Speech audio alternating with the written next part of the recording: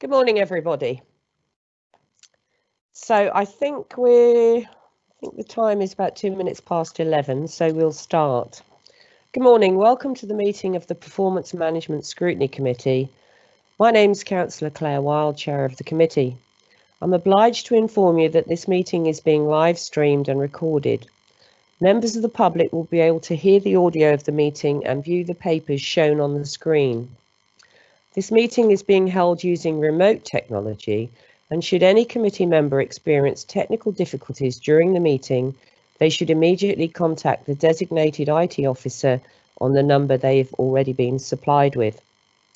Everyone is requested to mute their microphones unless asked to speak. Please only use the chat function to indicate the desire to speak. Do not use it for anything else so that it is clear who's asking to speak. The debate has to be heard by those listening to the audio feed. As Chair, I will interpret the Council's existing standing orders in light of the requirements of remote participation and with advice from the Monitoring Officer prior to making a ruling. I will ask the members of the committee to confirm their presence and any disclosable pecuniary interest they have in any of the items on the agenda. I will ask everyone that speaks during the meeting, including members of the committee and officers, to introduce themselves each time they speak. This is so that those listening know who's speaking. I'm now going to turn to the agenda. Agenda item 1 is apologies, and I'd like to receive any apologies for absence. Can the committee officer, Julie Files, confirm if there are any apologies and substitutions?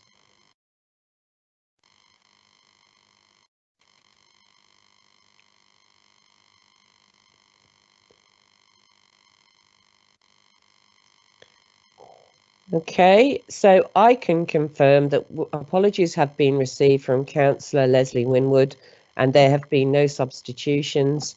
And also we have had apologies from Councillor Annan Mosley. Are you now with us, Julie? I am. Apologies for that. My internet. No, that's all right. That's no problem. Okay, so you're content with item 1? Thank you. Yep. Okay, so item number 2 is the roll call and disclosable pecuniary interests. Members are reminded to disclose any pecuniary interest in any matter to be discussed, which is not included in the register of interests, and leave the meeting prior to the matter being discussed. I'm now going to read out each member's name and ask them to confirm they're present and confirm if they have any interests. Okay, so my name is Claire Wild and I can confirm that I am present and I have no interests. Joyce Barrow. Present, no interests. Thank you. Karen Calder. Present, no pecuniary interest. Thank you. Roger Evans. Present, no pecuniary interests. Hannah Fraser. Present, no pecuniary interests. Cecilia Motley. Present, no pecuniary interest, but Chair, I'm going to turn my camera off because I've got a very dodgy internet line at the moment. Okay, thank you. Peggy Mullock. Here, no pecuniary interest. Thank you. Thank you, Peggy. Dave Tremellen. No interest. Thank you. Item number 3 is the minutes. And we're going to defer the minutes of the Performance Management Scrutiny Committee that was held on the 10th of June and 9th of July.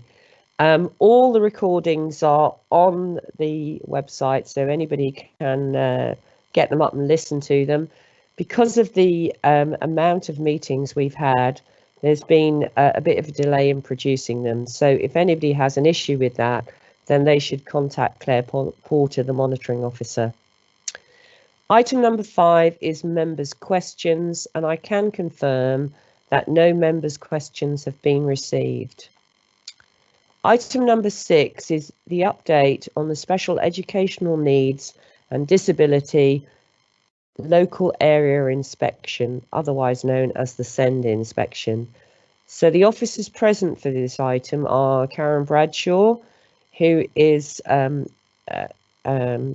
Joint Chief Exec and also Director of Children's Services, Christine Kerry, who's also a member of Shropshire Council, and the guests are Claire Parker from the CCG and Zara Bowden, who's the chair of the, I presume, Parents and Carers. Is it, Karen? Could you confirm that? Yes, Parents and Carers Council. Can we Yep. just check if Zara is online, please? Yep.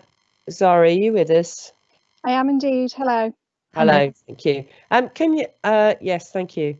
And Claire Parker, is Claire Parker there as well? Chair, I've just invited Claire to join the meeting. She was coming out of another one, so she should Yep. join it shortly. Okay, that's great. Thank you. So can I ask Karen to introduce herself and present the item, please? Thank you. Thank you, Chair. So hello, everybody. My name is Karen Bradshaw. I'm the Director of Children's Services and currently acting Interim Chief Executive. Chair, I don't propose to go through the report in a massive amount of detail. It is fairly self-explanatory. The overarching report outlines the areas for improvement identified through the SEND inspection that was undertaken in Shropshire in January of this year. The local area, that's Shropshire and its partners, is required to submit an action plan in response to the 6 areas identified at 5.9.1 in the paper. The action plan that we're required to put forward, which is called a written statement of action, will cover and address all of these 6 areas.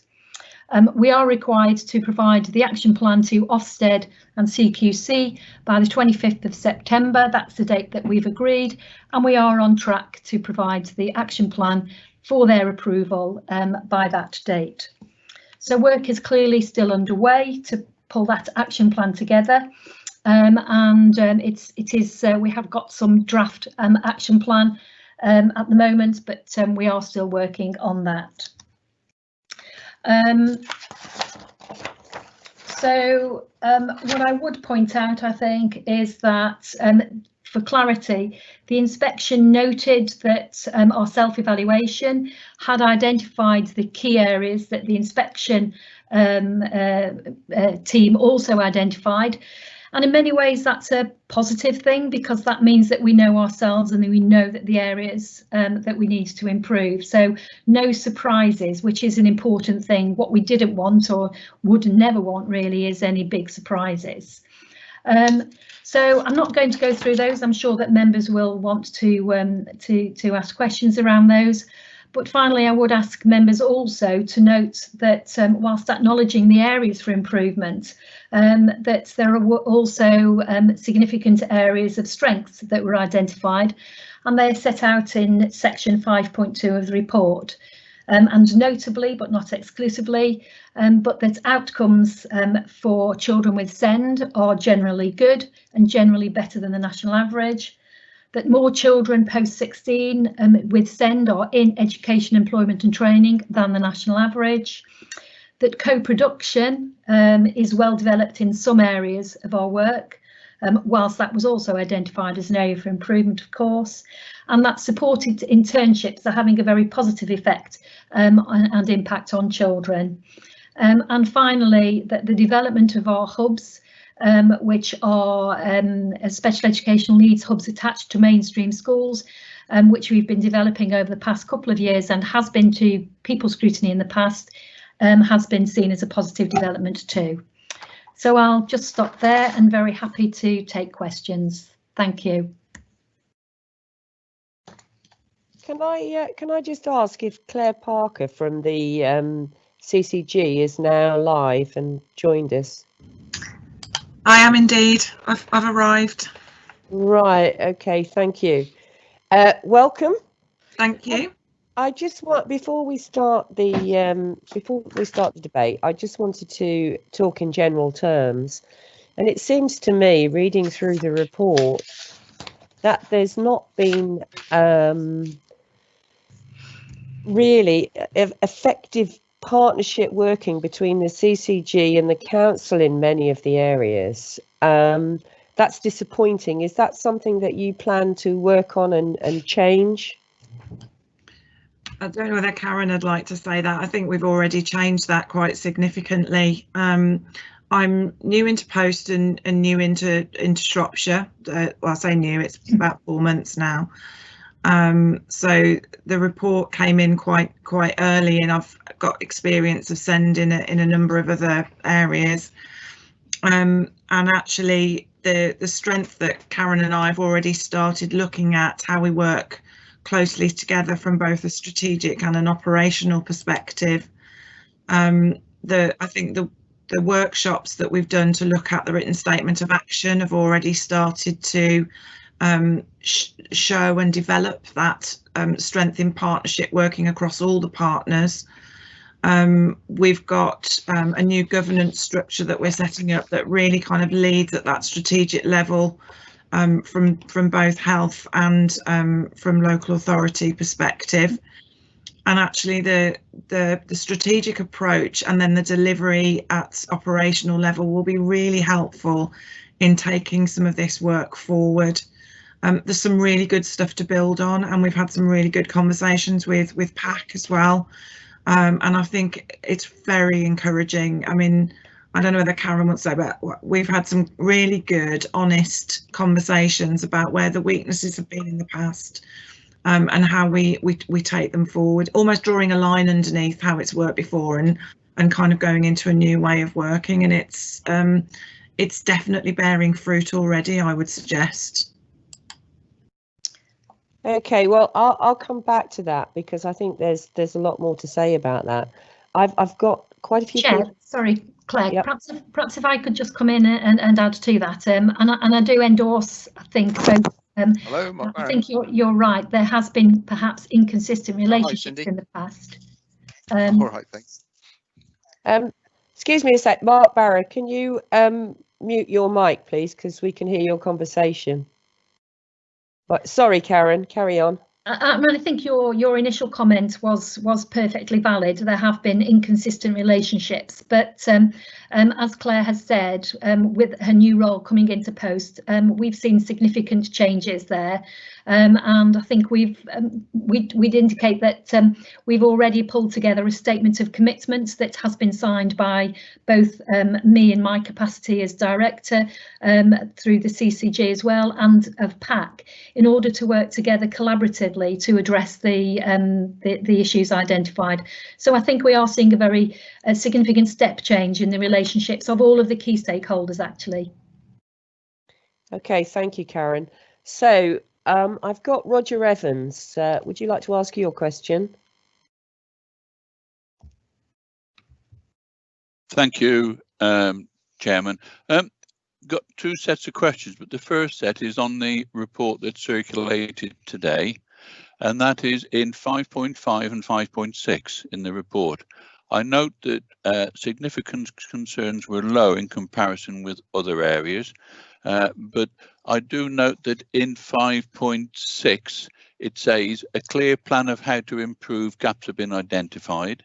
It was referred to by Karen. Will we see this before the comments go as per the report which comes out in September? And then in 5.9.1, it notes that it says not fit for purpose. And then in 5.9.2, it does say an immediate action plan, an immediate action to review. They are both immediate, I would have thought, from when it was done. Is there any update on those particular ones? Thank you. Okay, Chair, perhaps if yeah, thank you. If I come in terms of 5.5, yes, in terms of the 6 areas, so those are the areas that we are specifically required to address these written statements of action. They are what they are, but they are fewer than many other local authority areas or local areas in terms of their findings.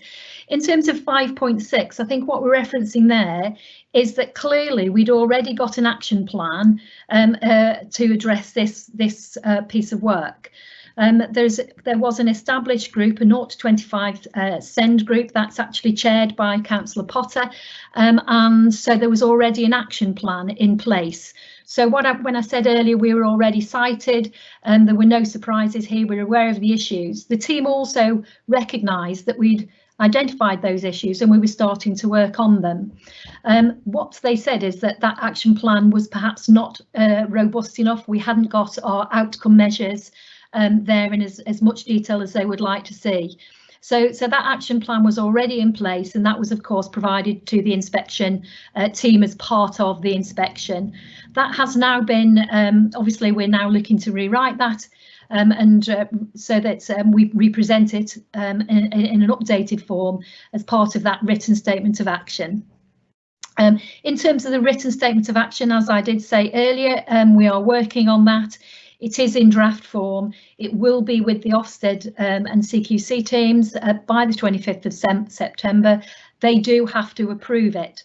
And thereafter, we will obviously, as per the recommendations, wish for our scrutiny to provide that oversight of the delivery and measurement of the impact of that action plan. So shall I just pause there? If Roger wants to come back before Roger, I move on to his second set. Yeah, do you want to come back?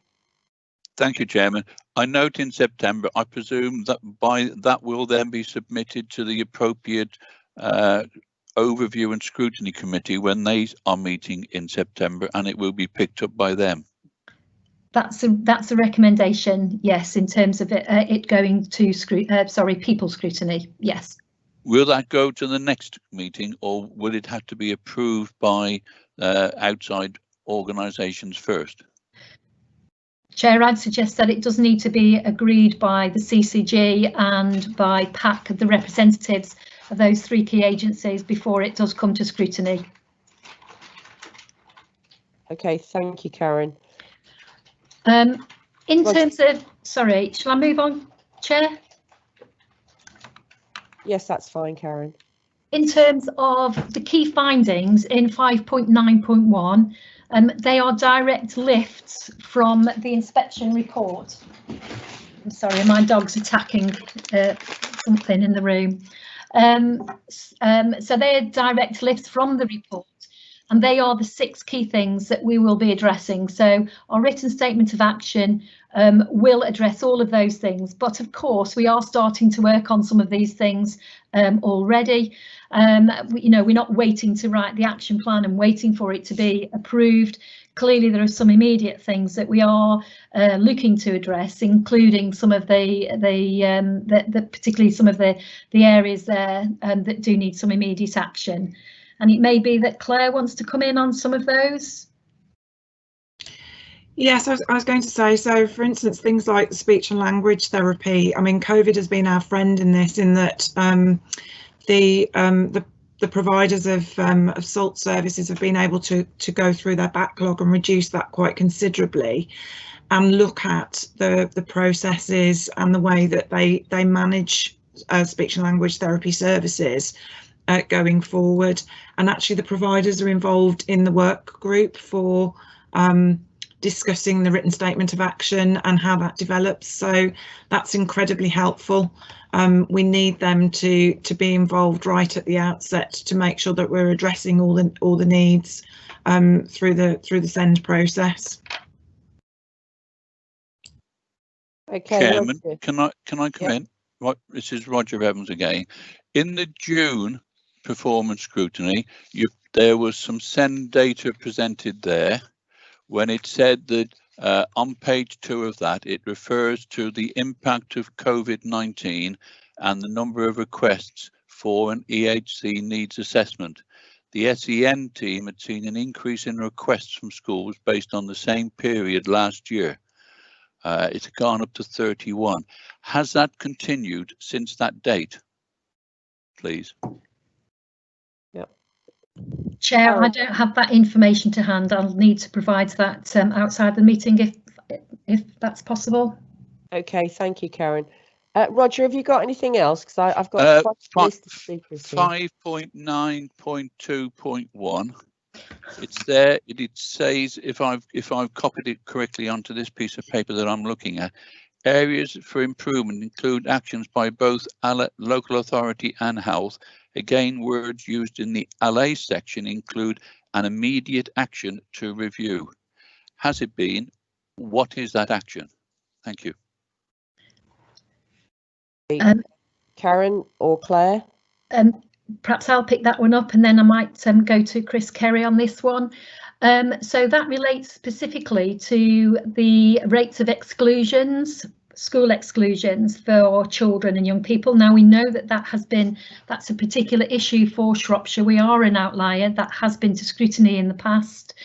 And the report identified that it was the case also for children with special educational needs and disabilities. So an urgent action is already underway to, particularly in relation to SEND, is to understand the data, understand the detail and the context and what this is saying to us, so that we can then start to really address the work that we then need to put into place. We're talking here a whole system issue, obviously. Local authorities are not responsible for excluding children. That rests with schools. So we have got to work with all of our schools to work with them to support and encourage them to become rather more inclusive, and how we can support schools to do that. Perhaps at this point I can hand over to Chris Kerry. Hi, my name's Chris Kerry. I'm the Education Access Service Manager. So as Karen's just said, my service area carries out the statutory functions for the local authority in terms of placing permanently excluded pupils and working with schools around children with challenging behaviour. As we've already alluded to, there is through the SEND 025 boards, work stream was already in place prior to the SEND inspection. That was looking at promoting inclusion and reducing exclusions for children, both with education health care plans and those that needed SEN support. So we've actually got a group that's established that's made up from a multi-agency basis and with a clear terms of reference. Now that will move and be converted to be part of the written statement of action as we move forward, as Karen mentioned earlier. So it's difficult at the moment because of COVID to actually measure the success of any work already undertaken, because obviously although schools were open and children with SEN, some children were attending, we haven't been seeing the exclusions that we may have seen had schools been fully open. I don't know at that point whether anybody's got any specific questions of me. I've just had a message from Zara Bowden, yeah, who'd like to put the parent carer perspective in on this. So if I could bring you in, Zara, just to thank you. Your take. Yeah, thank you very much for that, Chair. From the Parent Carer Forum's perspective, so we're an organisation that supports the parent carers of SEND children and young people between the ages of 0 and 25 within the Shropshire local authority footprint. And our understanding of this particular issue around exclusions and the increase in challenging behaviours that result in children not accessing full-time education is also partly to do with our ASD, our autism spectrum and neurodevelopmental pathway, which is also an element that is picked up within the written statement of action as an area of concern and a key focus that we as a group will be taking forward. So I'm really mindful that there is quite a lot of crossover. It's not just about the inclusion of schools, it's about the wraparound support of the services that they have access to allow them to be inclusive environments.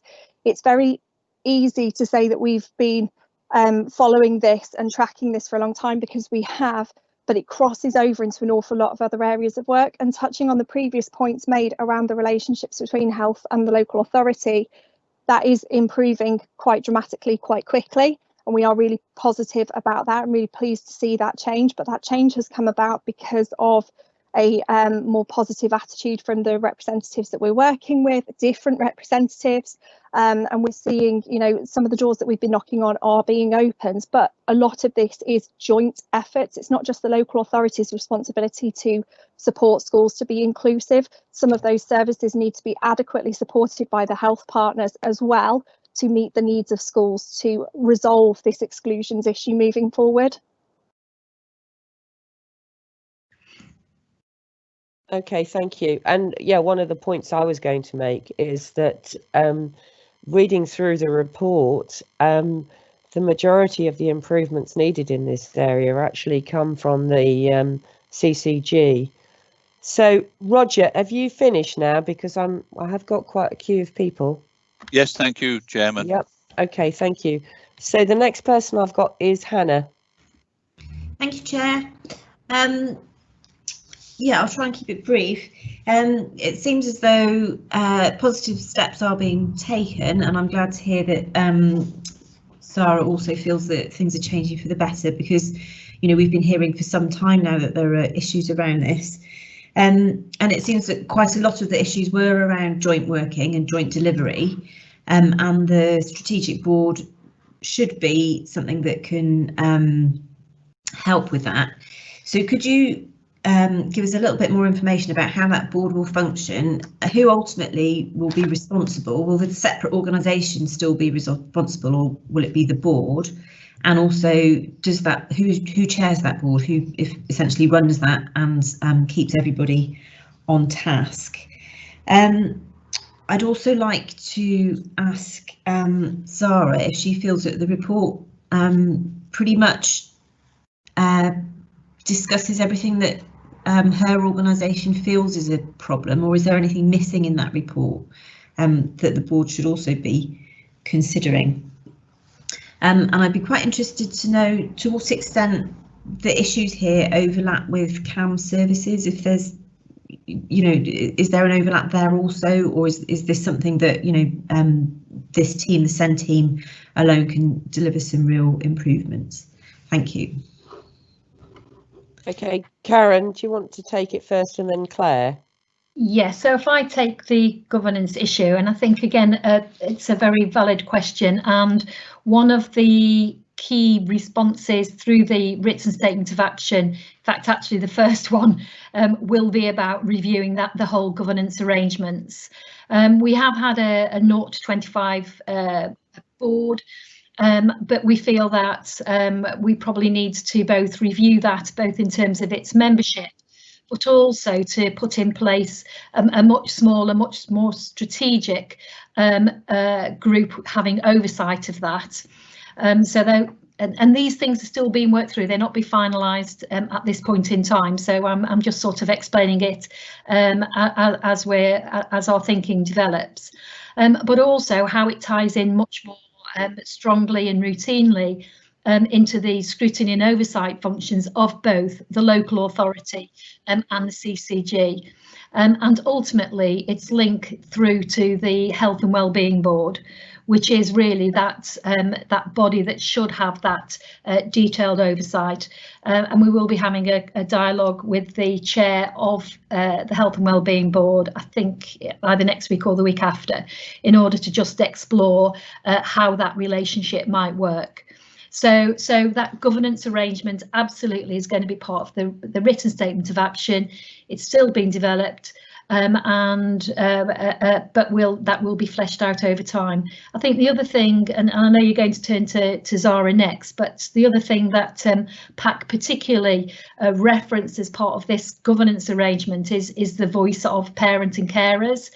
And so what we want to look at and explore is a champion on each of those forums around SEND, who can champion at each and every one of those forum meetings, you know, the SEND agenda.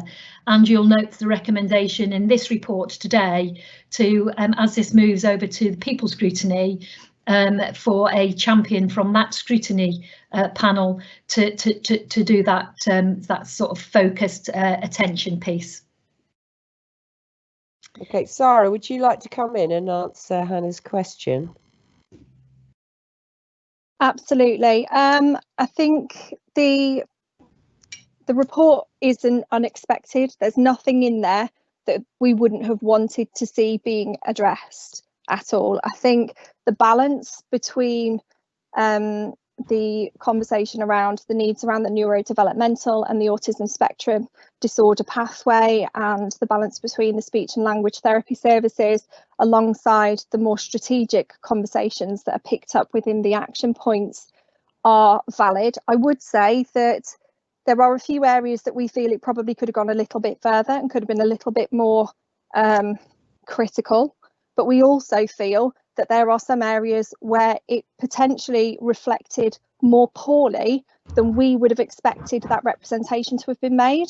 So particularly around some of the local authority responses and input, the exclusions data is, whilst extremely disturbing, it isn't unmanaged, it isn't unknown, and it certainly isn't the fault of the SEND team or any particular individual. The quality of EHCPs, again, not necessarily a particular individual or a particular team at fault there. It's a joint process, and actually the action point around the joint working is the crucial bit where we think we can resolve an awful lot of the problems. The one area that we're really concerned about that wasn't picked up as an action point, but we are pleased to see that during our conversations around the written statement of action, the DFE and the NHS England leads on this from the region are still continuing to pursue is post-16. So any child who is moving out of 16 plus transitional education or moving away from education into adult services, in our State of SEND report that we published in January, which was published literally the week before the inspectors arrived in readiness for the SEND inspection, we reflected that some of our concerns are around the transition element is being much better handled, is much better planned, is much more thought out, but actually we still have a bit of a shelf at the end of that kind of 18, 19, 20 age range where we have young people who are dropping off services. Some of the quality of the services aren't quite right.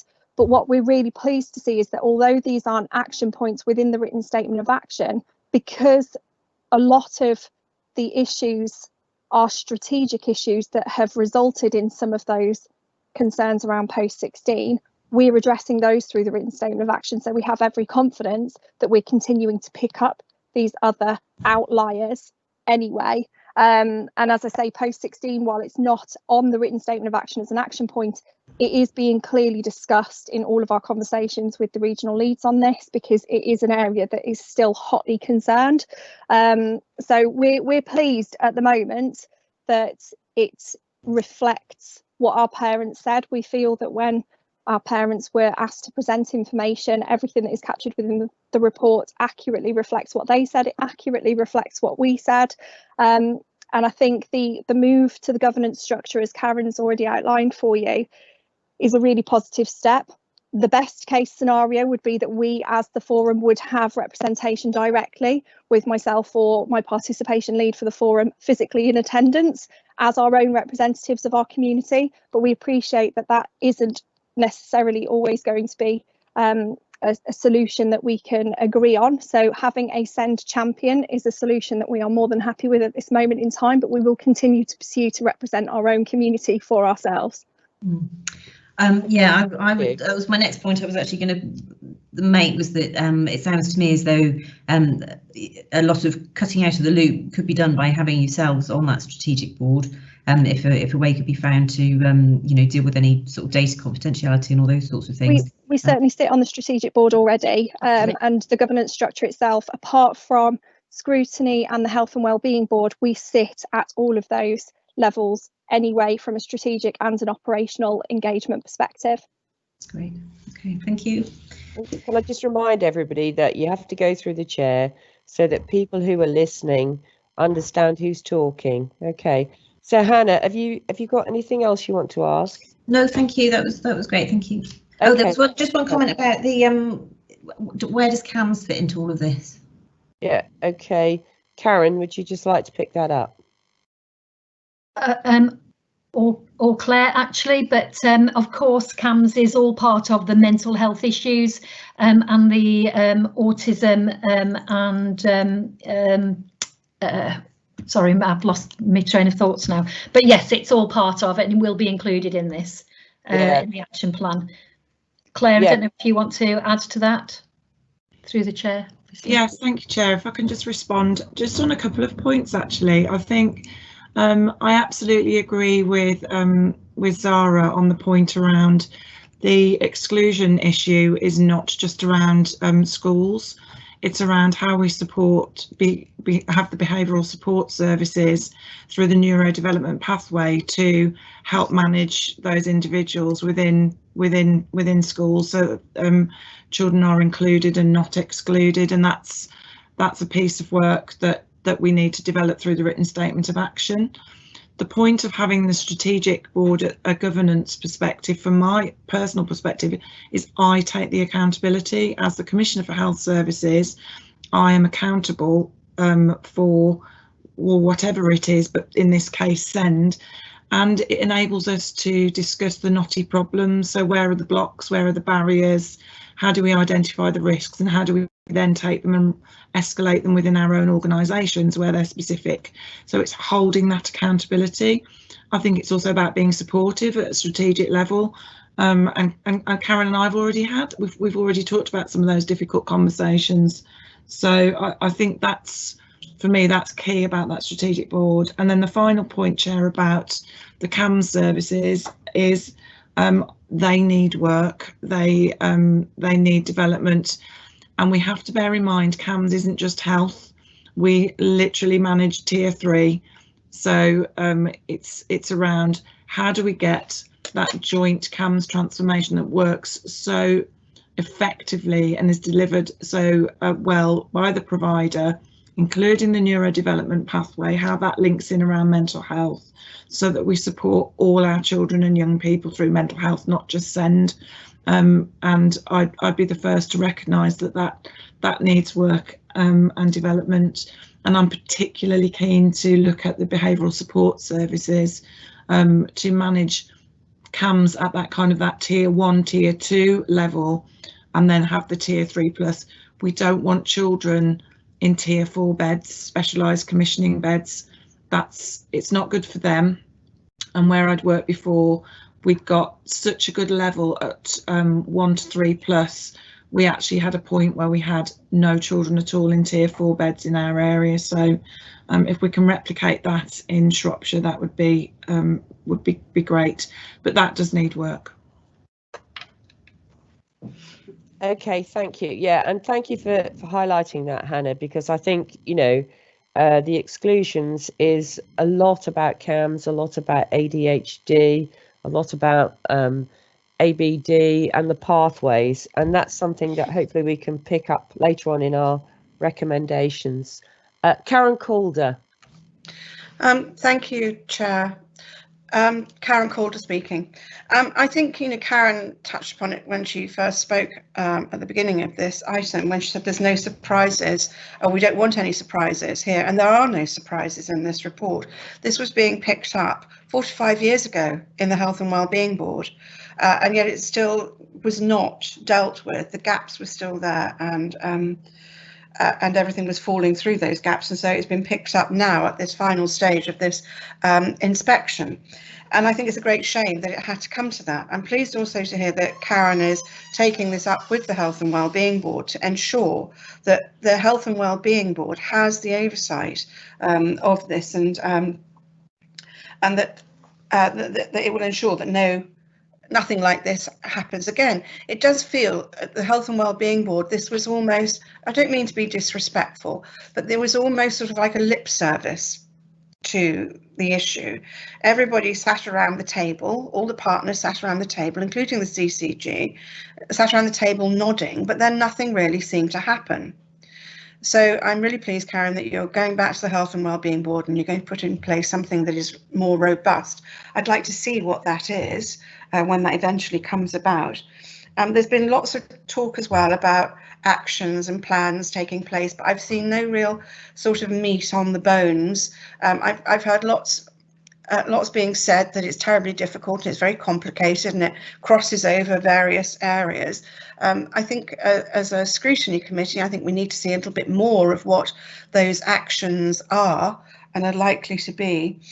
Hannah picked up on some of the areas around the high rate of exclusions, but I still don't have an understanding as a member of this committee as to why we're an outlier and why we have such a high level of exclusions, apart from the fact that you've been told it's terribly complicated and there's that, you know, it involves lots of agencies and it's a whole system problem. I still don't understand why we have such a high level of exclusions.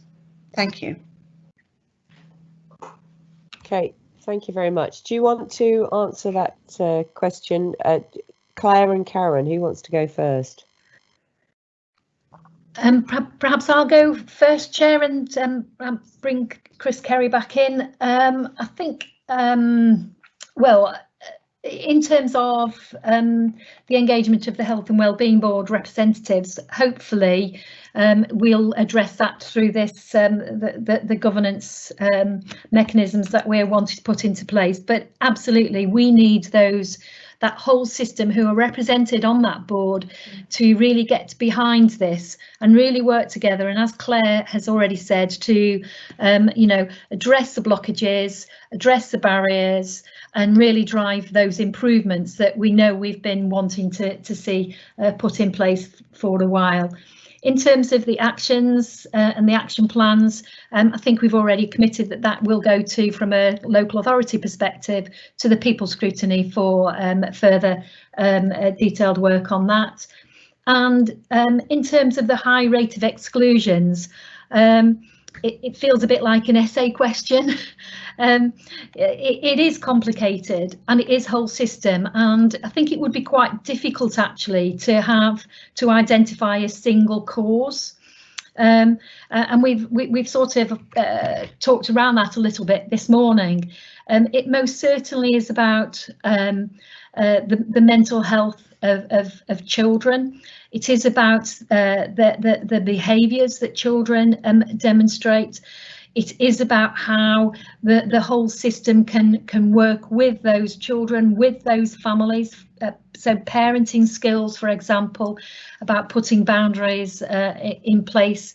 It is about how inclusive schools are or not. And we've got some really good examples of schools where they never exclude any children.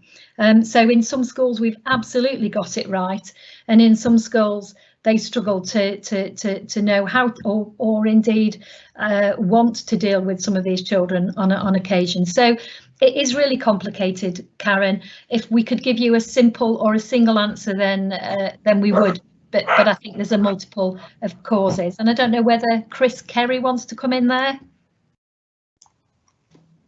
I think you've probably described that nicely, Karen, actually, but I think in terms of putting a bit of context around it, it's safe to say that there is a national trend of an increase. Everybody will be aware of that, of exclusions, and our mainstream population as well. Over the past few years, we've seen that increase back to 2014, and prior to that, we probably were fairly static across the whole school population in Shropshire of around 35, 36 exclusions.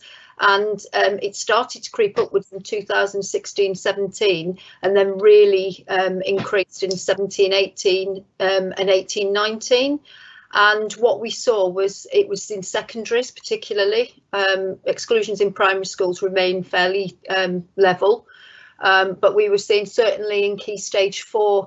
And again, that's around social issues. It's schools will tell you that there's a lack of resources within schools, so that they can't always meet the needs, you know, of the young people.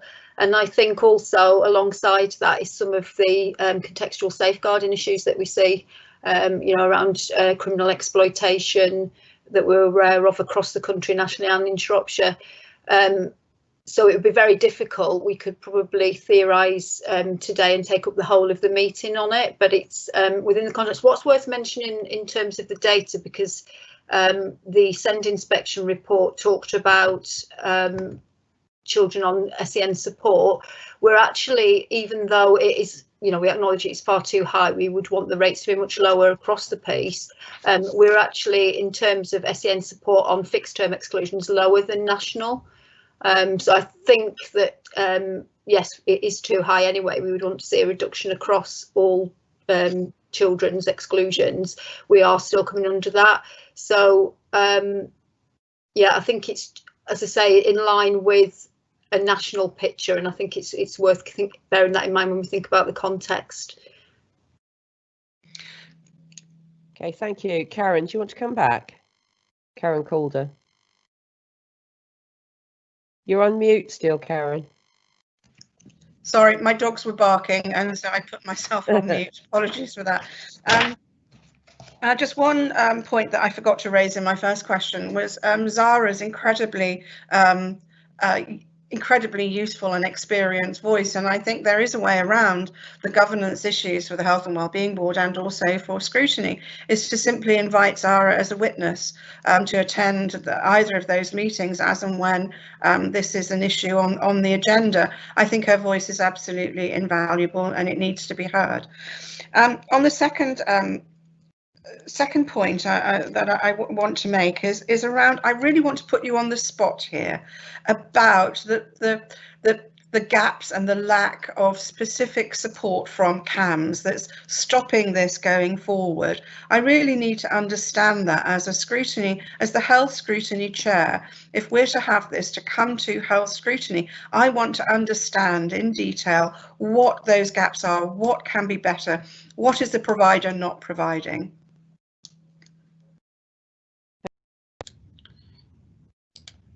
Shall I answer that, Chair?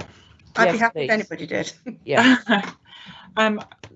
Sorry, Karen, I'm probably not going to have the answers. I wonder actually whether it would be good that our lead for mental health commissioning actually comes and talks about CAMS services in the wider sense, not just in the SEN sense.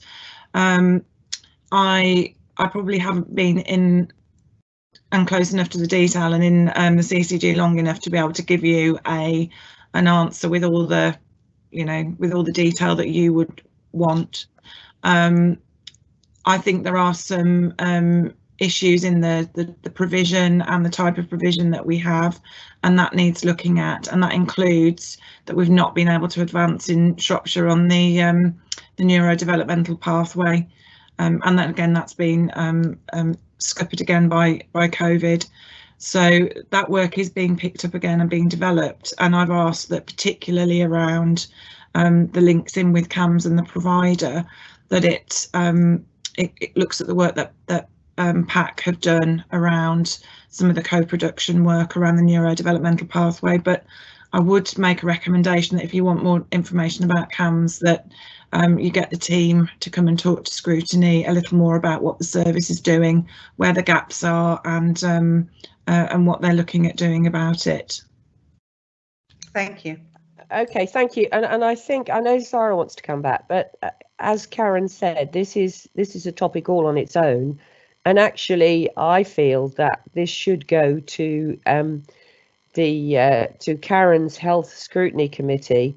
And Sarah, forgive me for not letting you come back in, but I think actually Karen will invite you to that meeting because it needs to be aired properly, because it's just such a big topic and it's related to a lot of other things as well. So if you're content with that, can I get the next person on to ask a question? Unless you want to come back, Karen. No, that's all right. Yes, if I can just come back briefly on this last point, Chair, and that is that I think this is something that definitely needs to come to joint scrutiny. Yeah. This is a jointly commissioned service, and so I think its place is best served at the Joint Scrutiny Committee. Yeah, I agree, and Zara can come along and yeah, absolutely. Yeah. Okay, that's fine. Thank you very much.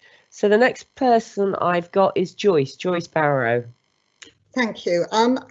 I'd like to say that I find this really difficult because it's like deja vu. As you know, I used to chair the Children and Young People Scrutiny Committee. All those questions that Councillor Calder has just asked have been asked many times over the years. We've had different leads appear from the CCG, etc. saying, right, we're getting control of this, we are going to move on, we're going to bring the gap down between children being seen, and yet we're still in exactly the same place. I find that hugely disappointing, and I'm sure Peggy Mullock equally will be finding that very disappointing. The main findings make really depressing reading. I think in particular it's damning for the CCG. I think Shropshire Council are trying to do their best. From where I'm sitting and from the reports, they're being let down by the CCG. What I want to know is, will there now be a SEND-specific joint strategic needs assessment steering the direction of work?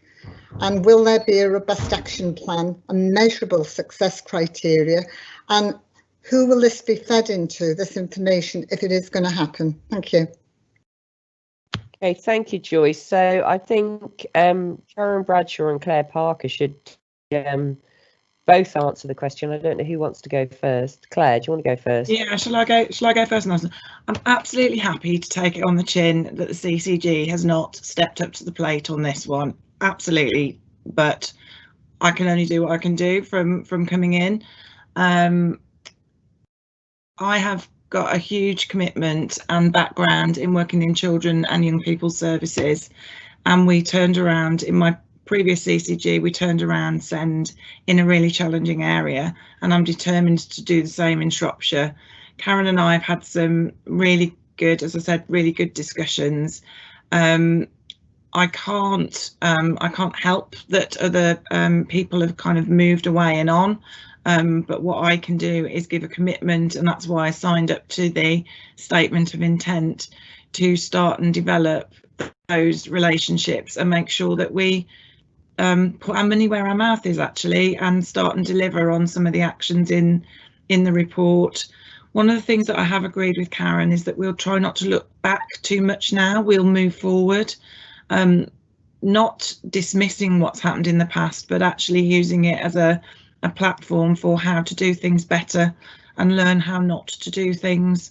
So I can only give you my commitment. I hope that in 6 months' time, when the written statement of action is published and we come back to be held to account for the actions that we've gone through, that you can really see a difference.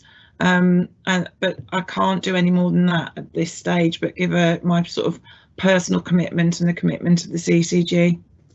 Thank you very much, and thank you for such an honest answer, Claire. It is most refreshing. Joyce, do you have anything else to add? No, I'll watch this space, and I just hope I would actually like to ask one more question. How long is it now that children have to wait to be seen once they're reported into the system? Has that timescale actually come down, or are we letting children down? Because that's what we're doing at the end of the day by them not being seen. Claire, would you like? Do you know the answer to that, or are you going to come back? Well, with the I was just going to say which bit of the system, because so for instance, if it's speech and language therapy, I don't have the answer, but I know that it has reduced quite significantly, and I can get that answer, but it just depends which bit of the system. Children with mental health issues that need to be seen, and they, as you know, they've been waiting up to 2 years, some people. So I'm just wondering how that has come down, if it's come down at all, or whether that's got worse. And do you see, with COVID at the moment happening, do you see that number of children increasing and needing services? So the first part of the question around the CAMS, again, I don't know, and I think those are the sort of questions that if you have that detailed discussion with the CAMS services that you asked. And the second part of the question, we don't know what the increase will be, but you can bet that COVID will cause an increase, definitely. Okay, thank you. So, okay, so I've got Edward Potter, who's the portfolio holder for Children's Services, who'd like to speak next. Thank you very much. I think a lot has been of what I was going to sort of say has been said and well covered by various people. I think one of the key things for me from this is this inspection provides some real opportunities, and for all parties to come together and really try and solve some of the issues that are facing young people at the minute. And from what I've understood following this over the summer, there's been some real positives working with the CCG around that partnership working. I think one of the key things chairing the strategic board is, and I think it has been picked up, is that link with the Health and Wellbeing Board. I sit on the Health and Wellbeing Board as well. And at several meetings, I keep sort of banging the drum that we need to look at mental health services for young people and make improvements there. So again, we're looking at these opportunities to come out of this. This is something we've really got to focus on, and joining up that link between the scrutiny, the strategic, the board, having all the right people around the table and the right opportunities to push things forward is going to be key to this. I'm very I welcome the positive attitude from the CCG in working with all parties on this. I think this will hopefully provide some real opportunities, because I agree with Councillor Barrow. We really need to see some positive steps made, particularly around CAMS moving forward. We know that the impact of COVID, particularly on young people and young people's mental health, is something we are going to experience going forward. We're experiencing it now. So time is very much of the essence when it comes to these things. But I hope the key message here is there are some real opportunities to work with our colleagues at PAC, with the CCG, to really shape and improve services for young people across Shropshire. Thank you. Okay, thank you. Thank you, Ed. I've got Cecilia Motley next. Thank you, Chair. I might at last turn my camera on and just see if I suddenly disappear, then I'll turn it off again. I must say, I think that this the findings of this inspection are do make depressing reading, but at the same time, I think it's a very good thing that it was done. Because it's always very helpful when somebody else comes along and identifies the weaknesses within service delivery.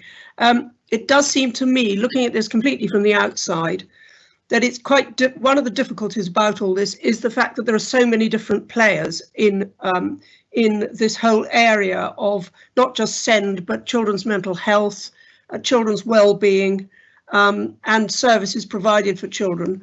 And I think therein lies an awful lot of the problem, really, because unless all parts of the organisation for children are working well together, then you're going to get children falling through the cracks. And it doesn't seem to me that over the years, this particular any efforts to pull all these different organisations together, whether it's under the Health and Wellbeing Board or whether it's through joint strategic need assessments or whatever it happens to be, I get the impression that there are still children who are not getting the services that they deserve here. And it also seems to me that just looking at what we've been going through over the last few months with COVID, that surely this is going to have caused a serious backlog in provision of services if it's anything like the rest of the health service.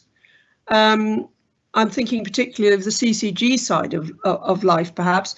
But I mean, it seems to me that we already have quite a big backlog of children waiting to be assessed for autism spectrum disorder, just as an example, let alone for speech and language therapy. That situation surely must have deteriorated considerably over the last few months, even although it has given officers the opportunity to put in place new structures, but presumably those structures at the moment are completely untried and untested because you haven't been able really to roll them out. So I just wonder, if we are faced with a long-term COVID situation, how you see your ability in reality to actually deal with the backlogs that are occurring at the moment, the gaps through which children are falling, and how one should deal with that. So I would just like to ruminate on that with you for a minute. Perhaps Karen could give me her views. Karen, would you like to answer? I'll try, Chair. I mean, and I think Claire will obviously need to come in too. I mean, I think COVID is posing all public sector services challenges. And you know, we are adapting new ways of working. We're finding new ways to interface with children, interface with families, and we're learning from that. And I'm sure that will become part of the new normal as we go forward. But in terms of mental health, I think particularly, and I know you were referencing some of the speech and language therapies as well. It is around, you know, how can we use new technology, IT, where people and families have been getting more used to it through COVID, how they can access that support in that particular way. So I think there's still very much, this is still very much work in progress, as work for us to do, but still we probably don't fully understand the medium or long-term impact, because we're still, you know, working through COVID and coming back into, you know, restoring those services. So we're still learning what that impact will be. So I actually don't think I can answer Cecilia perhaps as fully as she might like. Okay, Claire, have you got anything to say, Claire Parker? Where can I start? We're talking about trying to get health services back. So it's a hugely complicated process, which it's very easy to switch off services and stop them. It's much more difficult to reinstate them, particularly when you add in things like social distancing measures, use of PPE and so on and so forth. So we're having to do a huge restore and recovery process through all our health services, whether they're mental health services, primary care services, or acute hospital services. And there are so many interdependencies. Just something as simple as taking blood is hugely complicated and necessary for nearly every procedure that a patient would go for. The upside of it, though, is that we have moved more rapidly onto digital solutions. So speech and language therapy waiting list has come down hugely because we've been able to contact a number of people on the waiting list while not seeing face to face, or the community trust have, and use a different way of speaking to parents and carers through that process. And because of that learning, they're now looking at, well, how do we manage waiting lists in the future? So that is all part of the big process. Again, the mental health issue that needs looking at in the context of pre-COVID, how we manage post-COVID, and with the increased activity, as we talked about before. So there's a lot of things that we don't know what the impacts are. There's no going back to the normal that we went to before. That's just not going to happen, and that is the same for all services, whether it's through SEND, primary care, or whether it's acute services at the hospital. So that's probably as much as I can say on that. That's a whole subject in itself. Okay, thank you. So I'm going to say a few things now. Thank you very much, Claire, for being so candid with us. It is really appreciated. I have to say, when I read through the report, a couple of things I picked out was, and I appreciate you say you're dealing with these, but when you read the report, they basically said the strategic leadership was very poor. The CCG showed poor leadership. I appreciate you're in post now. It went on to say there was no effective pathway for assessment. Again, that's health, that's you.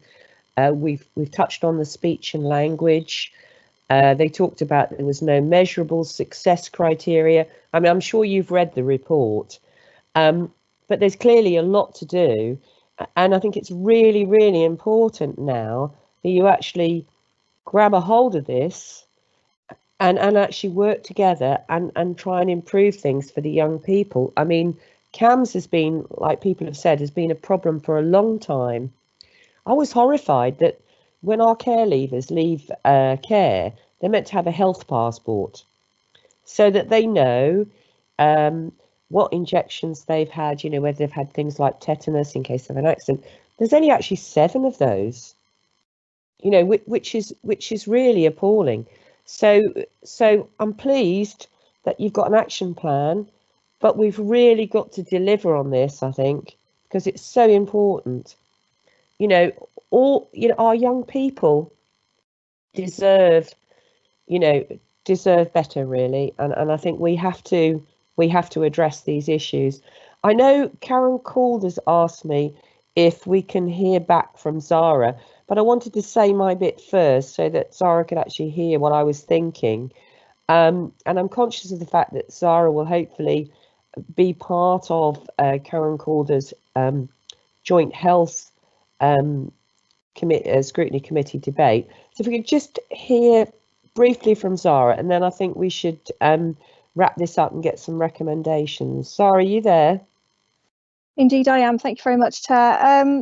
I think to round off and to wrap up from the parent carer community's perspective, we see the biggest barriers historically and moving forward is joint partnership working. It is the biggest challenge that we have had historically and the biggest barrier that we potentially face moving forward because of the range of bureaucracy across the 2 different partnerships that we need to work with. And as you've rightly picked up in conversation with other representatives on this call, there are multitudes of agencies and organisations involved in this. There are layers and layers within this. It is much more complex than sometimes it needs to be, which adds to that complexity. For us, the key elements of this is that joint working and joint commissioning is an essential part of this process. The fact that the health representatives are now buying in and demonstrating and practicing their commitment to this process moving forward is a very, very positive step, and we extremely welcome any further input we can have on joint scrutiny committees in the future to inform and influence your thinking and your challenge back on this. But again, there are national agendas and topics of conversation that are going on currently that will help us locally to address and resolve some of these issues. And thinking about the COVID response, our community has responded so proactively to the changes that we have had to adapt to with online conversations happening, online service development, and those adaptations have been so much welcomed by families to the point where we're now seeing annual reviews of education, health and care plans will continue as an online platform where that is the most suitable option for families in the future, because that has worked much more successfully and we've seen more people come to the table to have that conversation. More agencies have bought into that and it has resulted in a more productive conversation. And we would like to continue to see that, and it would be very welcome for us to continue to learn from the COVID response during the lockdown period and coming out of through the recovery phase. I would also like to highlight that our commitment to our community is to ensure that all elements and all members of our community are represented. And although we as an organisation have access to as many people as who want to talk to us, we are not the only voice in this conversation. Our young people need a voice in this conversation as well. And what we really welcome at the moment is the commitment to exploring how we engage our young people so that they're not reliant on us as parent carers to facilitate their future. They are a part of that process also. Okay, thank you. We've got Peggy. I'll give you the last word, Peggy. Are you there? Peggy Mullock. Hang on. Okay, can you hear me? Yes, I can hear you loud and clear, Peggy. Okay. I've sat listening to everybody's conversations and I've made notes from all the comments that you've done, and I can assure you we will be taking a lot of those up. Passports, I know we've spoke about at corporate parenting, so that issue has been dealt with. My concern now, I have to say, all this is, are we ready for September when those children come back into school? Have we got things in place? Because I think we're going to have some children with some big problems. They've been at home for 6 months at home with mum. Coming back in is going to be traumatic for some of them. So can I ask Claire to answer that question, Claire Parker? There's a lot of planning going on. I'm not close enough to know what's going on around some of the school planning. So again, it probably links into the CAMS question around that behavioural support particularly. I mean, Karen probably knows more about the support that schools will be getting, because there is some available, I guess. Thank you. Chair, can I come in there? Thank you. Yes, you can. And actually, would you like to sum up as well, Karen? Because I think we're just about to wrap things up. Yeah, okay, thank you. So in respect of children going back to school, I think, yes, absolutely, we acknowledge, and we've been thinking about this for, you know, some while, that some children will find it very, very difficult to transition back into full-time education from being at home. Their whole lifestyle has changed since they've been at home. Their boundaries, for example, have changed. Their ability to cope with a normal school type routine will have changed, and being around parents will have an impact on them too. So we've started to do some work, and again, I might get Chris, don't know how much detail you want here, Claire, but we've started to do some work around and a dialogue with schools actually around how prepared schools and flexible and accommodating and inclusive schools should be, that they're not going to expect children to come back in September in the same mindsets that they left in March. And you know, some children will not have been in school since around about the 24th of March. So and what support mechanisms do we need to put into place? We've got our educational psychology people team working, for example, on sort of hints, tips, processes that schools can put into place.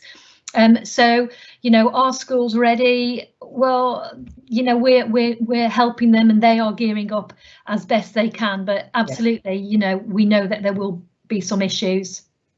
Yeah. Thank you, Karen. Okay, thank you. Okay, so we've got to make some recommendations. I mean, I think we ought to recommend that this goes to the Joint Health Overview and Scrutiny Committee, definitely. Can I just see the members of the committee? Is everyone happy with that? Karen Calder, are you happy with that? Yes, absolutely, Chair. Yeah, okay. I can't actually see, are all the members of the committee, are you happy with that? Because yes, Chair. Yeah, because Would I want it be all right if I attended as well, Karen? Yes, of course, that invite's open to Peggy anytime. Yeah, okay, that's good. As far as champions go, we've got Ed Potter, who's the portfolio holder for Children's Services. But to be quite honest, the majority of this report is to do with the CCG and health. So it seems to me that Dean Carroll, who covers health, ought to be championing this as well. I don't know what people think. Mm-hmm. And certainly he ought to be attending Karen Calder's meeting because he's a member of the Health and Wellbeing Board. Quite happy to do that, Chair, if that's the wish of the committee. Is everyone okay with that? Yes, Chair. Yeah. Yes, Chair. Okay. So, okay. So we've got we've noted the date of the publication of the paper on the 25th of September 2020, and I think what I'd like to do is thank everybody, especially the CCG, for coming, and for Claire Parker for being so open and honest. And so I'd just like to add my thanks to the CCG on the recommendations, if that's okay. Everyone content with that? Because I think it's only by working together and forming good partnerships that we can actually move on and actually make some progress on all this. Is everyone completely happy? I'll just give you a minute. If somebody isn't happy, please speak up. No, everyone happy with that? What have we got here? Yes, Karen Bradshaw wanted to ask a question of clarity. Thank you, Chair. Just in terms of, I'm just a little bit confused in terms of what is going to the health overview scrutiny, and what scrutiny committee will oversee the implementation of the plan. So I think we're intending or proposing that that role and function is taken by the people overview scrutiny. And what I understood was that particularly the mental health work and the neurodevelopment pathways work was the issues that Karen particularly wanted to focus on through her scrutiny. I might have been hearing things wrong there, but I just would like to be clear really about what's going where. Okay, thank you, Karen. So Karen Calder, we're going to pass the report on to her because the majority of the report is related to health. I think that's right. Peggy obviously is chair of the People's Overview Scrutiny Committee, and there may be aspects of that Peggy would like to look at. But I think in the first instance, it should go to Karen Calder's committee. And obviously I will leave it to Karen Calder and Peggy to discuss further. But because of the timescales, the health stuff has to be looked at pretty quick. So that's the rationale behind what I'm saying. Can I just get Peggy in? Peggy, are you happy with that?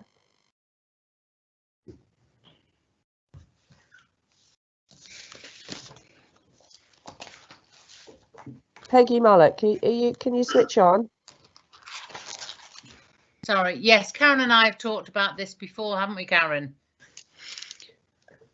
Karen Calder here. Yes, we have, and it's on the future work programme for the joint HOSC.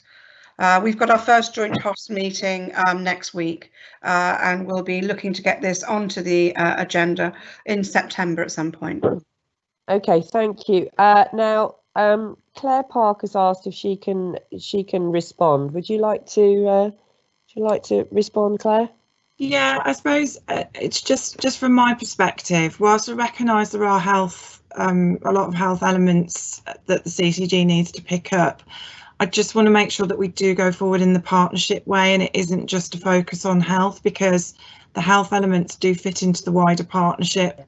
So I just want to be I guess a plea with Karen just to make sure that we've got one place that we're kind of being held to account.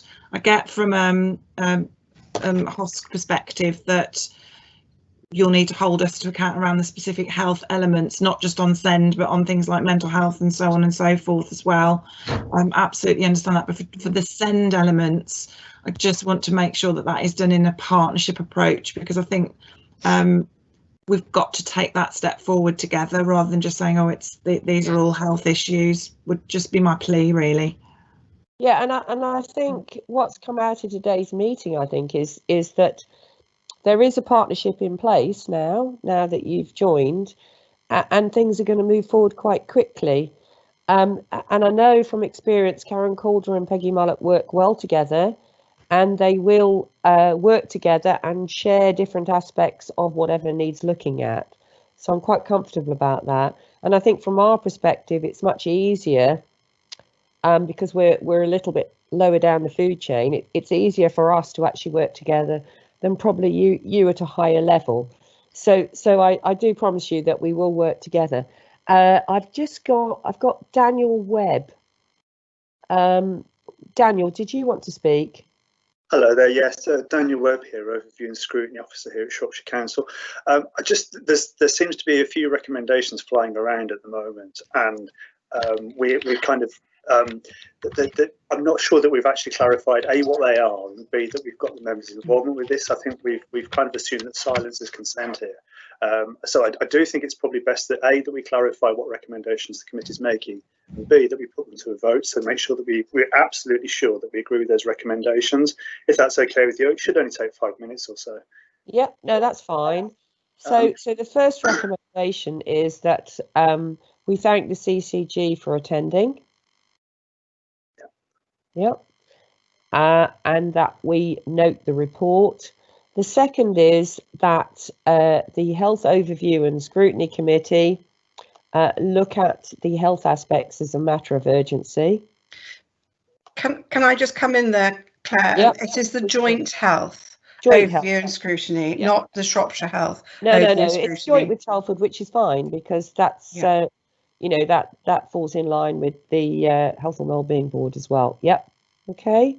The 2.3, obviously the date is as it is, and 2.4.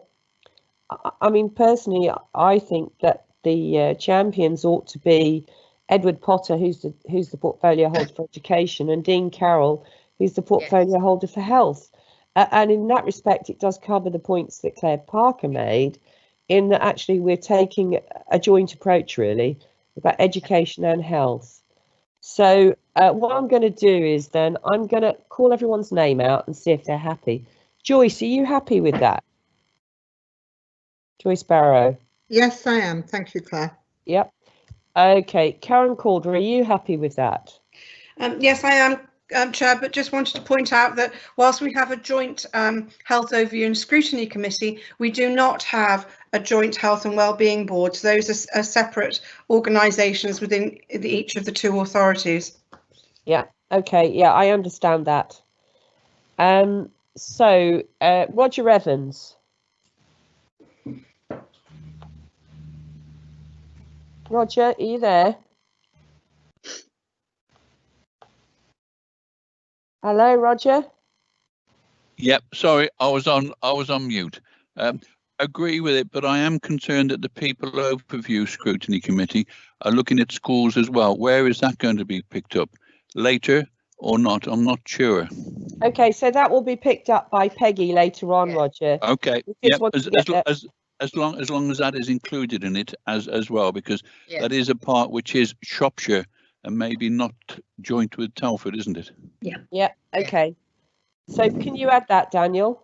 Noted. Yeah. Okay, Hannah Fraser. Yes. Are you happy? Yeah, that's fine. Thanks. Yeah. Okay. Cecilia Motley. Yeah, I'm happy with that, Chair. Thank you. Yeah. Peggy Mullock. Yes, fine, thank you. Dave Tremellen. Yeah, I'm happy. And Roger's also mentioned schools, which was also passing through my mind. So, yeah. Okay, and now Ed Potter just wants to clarify something. Yeah, I just wanted to clarify. So when ultimately the whole sort of scrutiny of this, will that be, obviously I know health scrutiny are going to look at the health aspects, but will people scrutiny look at the whole SEND element after health have had a look at it? So it's people scrutiny that will hold it to account and see it through. Is that right? Well, I think understanding. Yes, I think that's right. Yeah. And I think to some extent we have to trust Karen Calder and Peggy Mullock to sort those aspects out themselves, because we're all on the same page and we all want the same things. Yes. But I think the health aspects of it need looking at it quite quickly, and once that's done, it can go back to Peggy. Are you there? Yeah. Yeah. Okay. So now we've got Karen Bradshaw. Karen, do you want to say something? Thank you, Chair. I'm not sure that it's my place to speak on this, but I will anyway. In respect of the health issues, I suppose I'm comfortable and it's appropriate because all of the health elements do cover Telford as well. But I would be uncomfortable for a joint scrutiny that includes Telford to have any oversight of Shropshire Council area. So Shropshire's local area, any oversight of our action plan. That does needs to be in a Shropshire Council scrutiny. Yes. Right. Okay. Definitely. And that will go to Peggy. Yeah. Yep. I think that the whole idea about sending the health stuff to Karen Calder is to try and raise the profile of what's actually happening and make sure that the action plans are progressing and we're actually making some progress. So is everyone content now? Yeah. Yep. Okay. Right. So what we intend to do now is, because we're only meant to be on the computers an hour and a half and we have to have a break. So what I suggest now is that we have a comfort break and we come back. Is 10 minutes long enough? Is that okay? Yep. So Yeah. if we restart at 25 to 1. Okay. Okay, so if you just knock off live and then we can yeah, and then we can come back at 25 to. Can Okay. can I just remind members that the meeting will continue to be broadcast during this 10 minutes. So Oh, right, okay. just please mute your microphones. Thank you.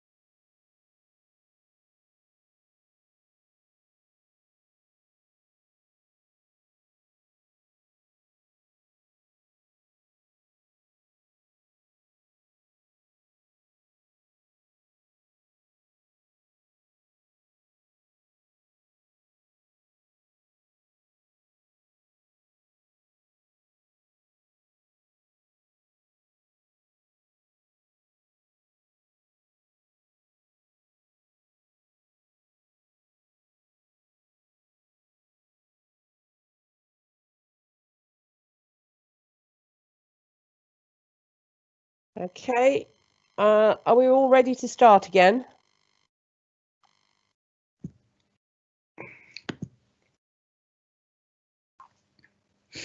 Hello, have we got everyone back?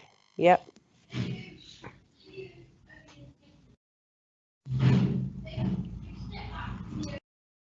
Yes, please. Right, okay. Is that, I take it that was your kids, was it, Hannah, in the background there? Do you know what? I'm just going to go and shut a door. Okay, all right then, thank you.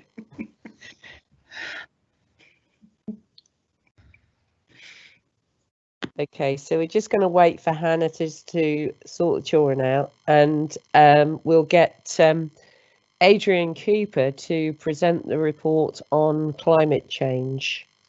And I think the officers are for this item are Mark Barrow, Adrian Cooper and Sam Kirby-Bray. So, have we got Adrian? Yes, Chair, I'm here. Right, okay, Adrian, would you like to kick off and give us an overview of the report? Thank you.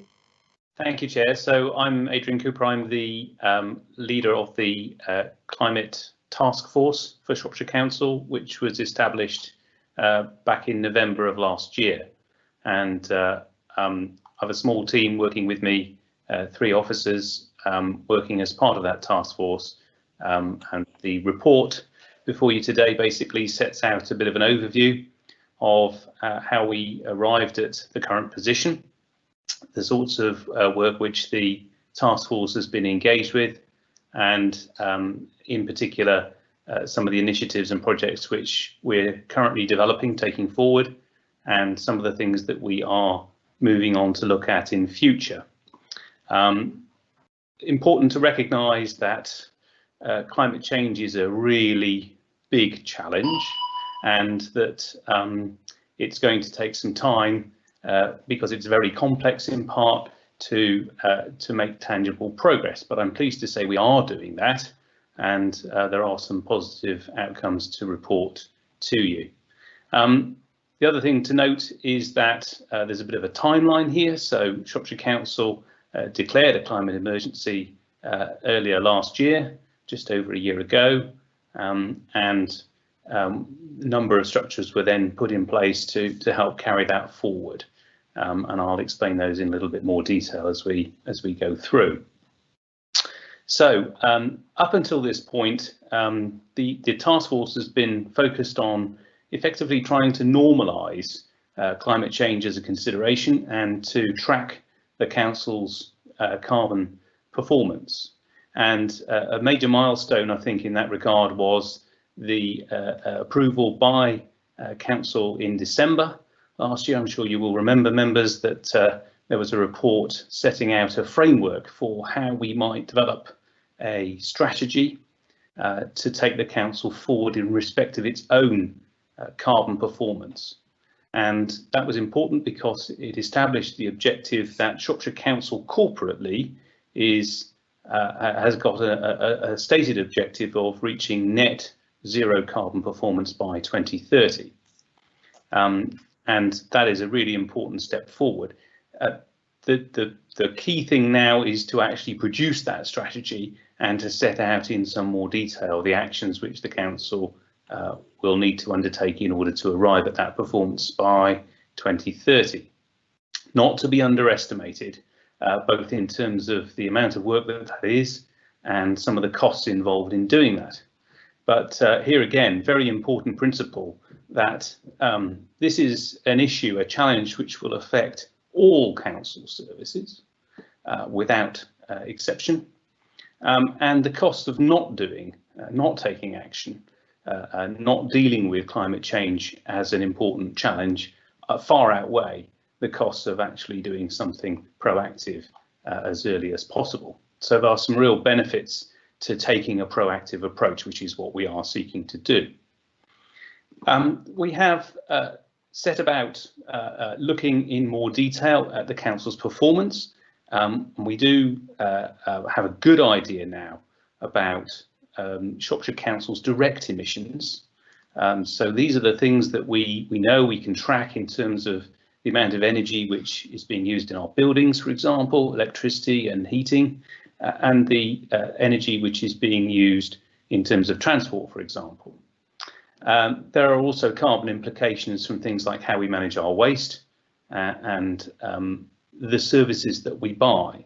And that latter point is slightly more difficult because in order for us to have a full picture of the carbon implications of what the council buys in, we need the organisations from whom we're buying services and goods to have their own idea of what the carbon implications of what they're doing actually are. And that is certainly not very often the case at this point. It's something that those companies, those suppliers will need help to achieve over time.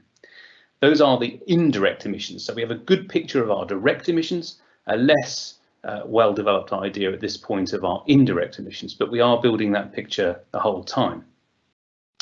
One other thing to bear in mind is that whilst Shropshire Council is really important in terms of the services that it delivers and in terms of the level of influence that it can bring to bear in climate change terms, of itself, it's only responsible for about 1.5% of the carbon emissions from Shropshire. So that places it in some context. The biggest emitters in Shropshire are around transport and industry. And obviously we have less direct influence over those emitters.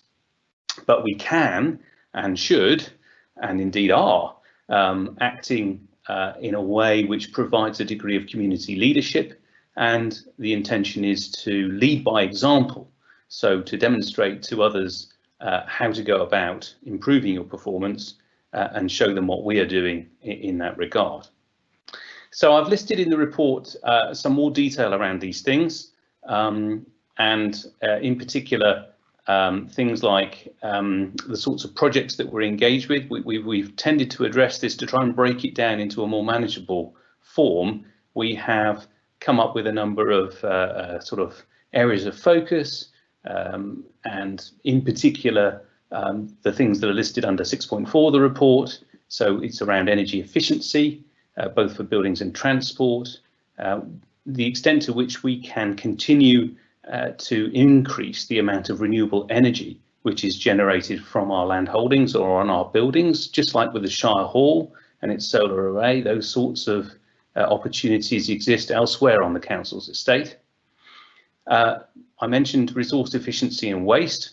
That is both our management of waste as an organisation in terms of how the waste which is generated at our own premises is managed, and we have significant influence, of course, over how the household waste, particularly municipal waste in Shropshire, is managed because we are the holder of the contract with Veolia.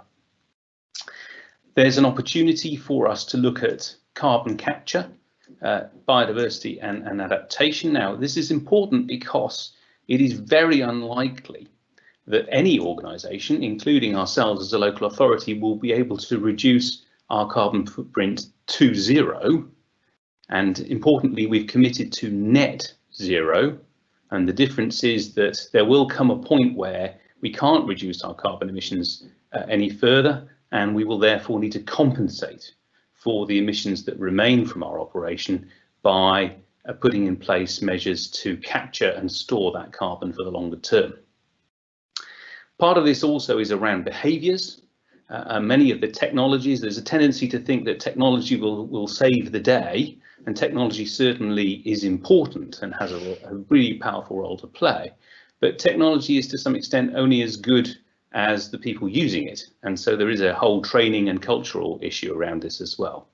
And finally, there's a piece around engaging more widely. I said, you know, we are a community leader. We will be leading by example. There's a very great deal of interest, perfectly understandably, in Shropshire communities on this topic, and they are looking to us to provide support and some leadership moving forward, and we've been doing work under that as well. Chair, I think that's probably enough for me for now. I guess we're going to pick up on some of these matters in more detail. I can go into particular topics in more detail if that's appropriate. Is that okay? Yes, that's great. Thank you, Adrian. personally, I'm very interested in this topic, and I'd actually like to hear from Mark Barrow, because as you said, Shropshire Council are only responsible for 1.5% of emissions. So the really big items are people's heating systems and cars, if you like. And I think just at the moment, certainly I've had some experience of it. It is seeing what help and support we can give to some of these companies that will actually hit the big ticket items. Because whilst I appreciate all the things you're doing, actually, because it's an emergency, we really need to see if we can, sort out some of these really big ticket items. So that if Mark's there, would he like to come back on that and just tell me what economic development are doing on this? Yes, Chair. It's an interesting bit, this, and it runs through so many parts of what we do as a council, doesn't it? At one level, we'll focus on our leadership of place role, our stewardship role across the county, and use our power of convening. The other bit is how are we doing and developing and performing as an organisation. And in some ways, this report is a blend of two of those issues. In terms of waste generally, I think in terms of let's say things like municipal waste, it's only something like 20% of the entire waste stream, for example. Most of it, generated in business and agriculture. So the policy kind of influence that we have is really important in this place. So at one level, there's things like what can we set in terms of benchmarks through the new local plan, and that's a really big influence in terms of things like housing and development. In another sense, you'll have heard news recently about the River Severn Partnership and what that's doing to look at kind of flood defences, flood control. But actually, in addition to that and the climate change angle to that, it's also looking at how it generates energy from the river, those sorts of practical measures. In terms of business as a whole, there isn't much that comes out of government that is in terms of formal grant schemes for business. There are various schemes from time to time. There are some incentives that come up. You'll remember the Green Deal as was, some of you, from some years back, which was about feed-in tariffs for people to develop kind of local energy generation solutions. It would be good to get a revised version of that back in train, I think. And the other bit is helping people with adjustment and of course housing. The existing stock of housing that we've got is a really big one. So something like 70% of all housing that will exist by the end of this century has already been built. So that means in terms of what can be done in terms of grant initiatives for cladding and heating systems, etc., etc. That's an important part, and we do bid for those bits of money nationally, and there are some people, Tim Baldwin and co, working with Adrian, are out there promoting that. Typically, of course, you'll touch maybe a few hundred through that, and that really is the tip of the iceberg. So it is a big issue. And it's something that we need to develop, I think, a more, let's say, integrated narrative with government in terms of what we think we can do, what we want from them to support, and then what we can promote locally.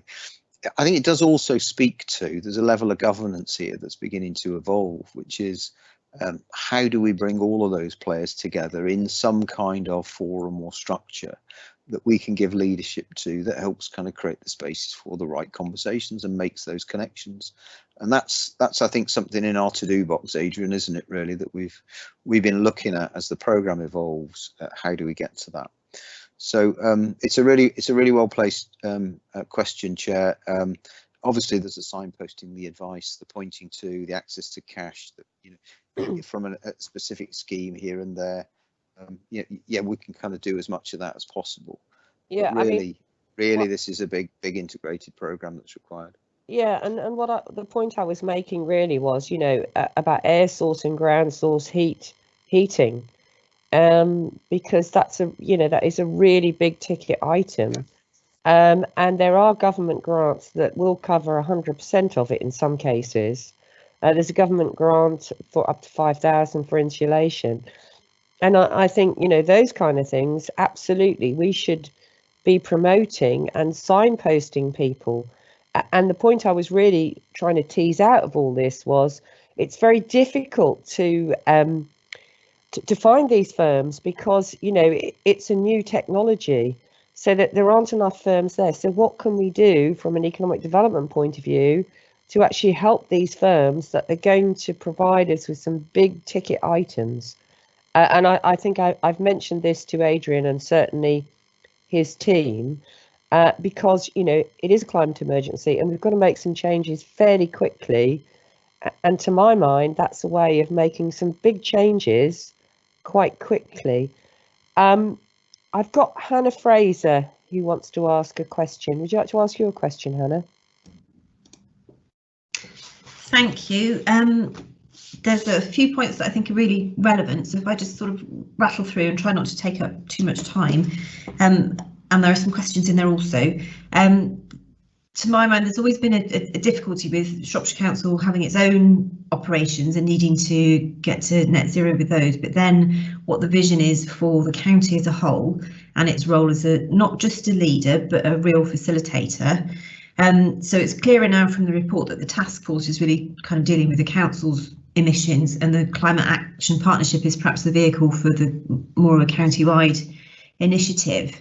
But the report is still very vague on, you know, what it's going to do and how is it going to do it. One of the really key things in there, of course, is transport across the county, and I think there needs to be a much bolder vision about that. Boris is, you know, announcing more money almost daily, isn't he, for cycling and this, that and the other. We're all going to be like the Dutch, apparently. You know, so our towns need to start doing things like, you know, where pairs of roads kind of go in the same direction, make a one-way system and shut down a lane, have cyclists there. You know, how do we get cyclists, you know, on the roads? You can't do it in these old market towns without some really serious vision for reducing car movements. So the local transport plan is going to be really important on that, and I'd like to hear how that's coming along with all these sort of climate change factors taken into account. I'd like to see some stronger initiatives on planning documents that actually, you know, very much guide, force the building industry into doing better on climate change. Of course, the existing stock is important, but what's built new could be done to a great deal of a higher standard. In terms of carbon budgets, I really welcome the fact that there's going to be a council carbon budget. I think that's massively important. I think it should sit alongside our financial budget in February, and we can see both the financial and the carbon impact of what we're doing. But we also need a county carbon budget, and I think the place that has to sit is with Shropshire Council. Clearly, it can't do everything that's needed to. There are lots of actors who will contribute to that budget, but in terms of who's measuring, monitoring and keeping tabs on it, I think that should sit with Shropshire Council. And it's time, I think, that we need to start seeing some numbers to all of these things, which I'm sure you are building a picture of. I think the climate change impact statements that go on reports should have numbers in them. And I think that we need, so the quantified climate change impact appraisals. And I think a really good example of this, in your report, you're talking about the use of Shire Hall. It'll be great because if we stop using Shire Hall, our transport impacts will go down hugely. Well, yes, they will, but the impacts of all those people working at home and heating their homes will go up. How much is one offset against the other? So it's, you know, very, very important that we start getting some detailed quantitative analysis of this. You wouldn't dream of presenting a financial budget without numbers, and similarly with those climate change impacts, we need to start seeing some fully quantified numbers. And the other thing really about the use of the Shire Hall, I read interestingly that, and construction in general, if the cement industry were a country, it would be the third biggest carbon emitter in the world.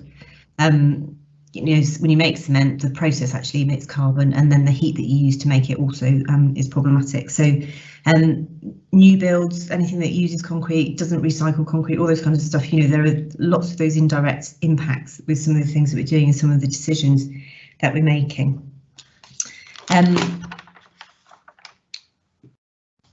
in terms of local energy generation, it would be great to see the council being able to tie in easier to the grid system, so that the council can then become an actor in generating clean energy. And when we start to talk about budgets, financial and carbon budgets, there's a lot of benefit and co-benefit of doing some of these things in terms of local industry generation, better heating, cheaper costs of heating, all those sorts of things, that when you start to factor those in, you can actually start to make some of the climate mitigation impacts stand up on their own in terms of economic and social benefits. So I think Adrian, when you spoke at the beginning saying it was a real challenge and it's not without cost, I think more work on some of that co-benefit stuff would start to illuminate the fact that actually lots of those costs are recovered in all sorts of different ways. And I suppose to round it off with a question, from what you're doing at the moment, will we get to net zero? Okay, Adrian, would you like to answer that?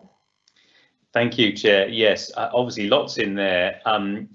Will we get to I'm jumping straight to the question, Hannah, will we get to net zero?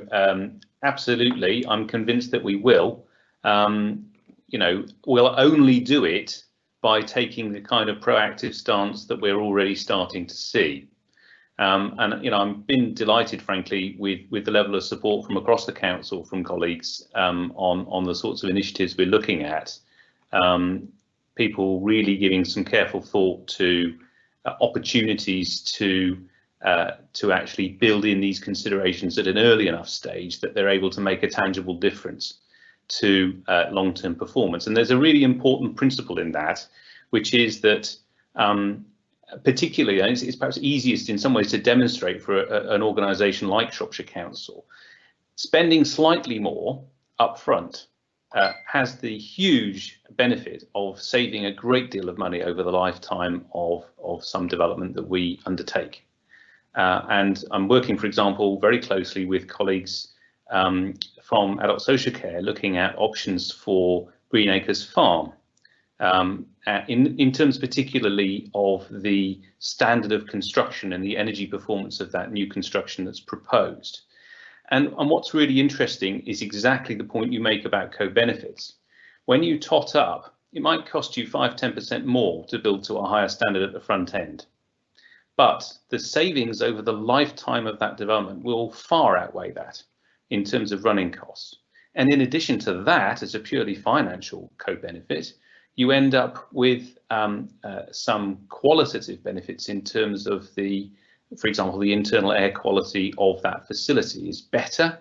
That is a better environment for those people who are benefiting from the services offered there. And those benefits must be factored in as part of any balanced judgment about the extent to which we invest up front. Very important to have that rounded view over the lifetime of what is proposed. So I'm convinced that we're setting off on the right path. We are attempting to do exactly what you suggest in terms of measuring and quantifying the types of benefits. It is complicated, but it's not by any means insurmountable. And there are some things which give us great cause for optimism. So, for example, the council's waste management contract with Veolia actually produced a net negative performance in carbon terms of minus 22,500 tonnes, because they tie up more carbon than is expended in actually delivering that service, to the tune of 22,500 tonnes. And that is not the energy recovery part in large measure. That is the level of recycling which Shropshire has been able to achieve as a recycling authority area, which is huge. So I do have optimism. There is a long way to go, and some of this is very complex, but we've made great strides in a relatively short period of time towards putting in place the sorts of systems that will be needed to track and quantify and provide an annual carbon budget in the way that you describe. Okay, thank you. I've got Sam Kirby-Bray, who's very keen to answer a couple of questions. Do you want to come in now, Sam? Oh, thanks. Yeah, thanks, Chair. I hope you can hear me okay. I'll cut out if my broadband's not brilliant at home. Sorry, yeah, my role is Sustainability Commissioning Officer. So looking at renewable energy projects and energy efficiency. Yeah, I think just to go into slightly more detail of what Adrian was saying, I mean, we've got the council footprint is clearly modelled now for scope 1 and 2. So when we talk about scopes, it's the international greenhouse gas which the country is using, and it kind of feeds down into D-base. So the government Sam, uses the Sam. Sorry, I can't hear you very well. Do you want to turn off your camera and we might be able to hear you better? All right. Okay, I'll try that now. So sorry, I'll keep it brief because it's so I was just saying scope 1 and 2 has been modelled, clearly modelled now for the council footprints. I think the good news is that scope 1 and 2 there is a clear strategy with technical interventions to reach net zero. The bigger challenge is scope 3, which we've started to look at, but again, it's just a case of measuring that data, quantifying it, really getting a scale of the footprints. So the strategy is annual reductions for the council footprints. The county whole is not going to be dissimilar. It's going to be similar to that, really. You know, you're looking at about 10% reductions per annum, which is so the Climate Action Partnership is a good way into that, really, and that's linking into businesses and stakeholders across the county. So I think obviously the county footprint is a challenge, but it's it's doable if you engage with all those different areas in the domestic sector and with people like Marches Energy Agency. So sorry, that's piece over. Just reading off the notes. Okay. Hannah, are you satisfied, or could I just ask you a couple points of clarification? One on so is it the case that we are working on a Shropshire carbon footprint? And then could someone say something about the local transport plan, and could someone say something about whether or not people have the tools they need to calculate their carbon impact of all the various things that they're doing? Shall I pick those up, Jen? Shall I? Can I come and Jen and answer some specifics? Yeah. I've got Mark, and then I'll go back to Adrian. Thank you, Chair. So some specifics. In terms of that change of operation in Shire Hall and the question that Councillor Fraser asks, there is a survey that will be assessing, what the impacts are on staff, and try and also we've already got a map of where staff live. Broadly in terms of bullet points, so we're going to use that to try and kind of work out the overall calculation in terms of changes of travel versus other impacts. So be reassured we're on to that theme in terms of the overall footprint of our operation. In terms of the active travel kind of strategy that's going to sit within LTP4, we're working on that now. As you know, we've made some submissions to government for funding for things like electric buses. And we're looking to develop an electric bus fleet as we refresh Park and Ride. As you know, we've had one on trial and that's been very successful. But also there is a level of looking at the COVID measures in place at the moment around our town centres and the kind of temporary cycleways and things that exist. That's all being monitored to see whether actually some of that has support to run on and continue. And interestingly, we've put what's called experimental transport regulation orders in place, as a reason for why we're doing some of that work. So, be reassured that we are capturing all of that. And as a byproduct of the COVID pandemic, then actually that could be a real benefit here, couldn't it? It could accelerate the whole cycling a walking, permeability, green routes kind of strategy within that work. So that's that one. The other call out is in specifics around what you were saying is what gets measured gets done. So that we do have now a standard category in all of the council reports, which is what's the climate impact on all the things that we're doing. And we're starting to bring together a bit of a data set.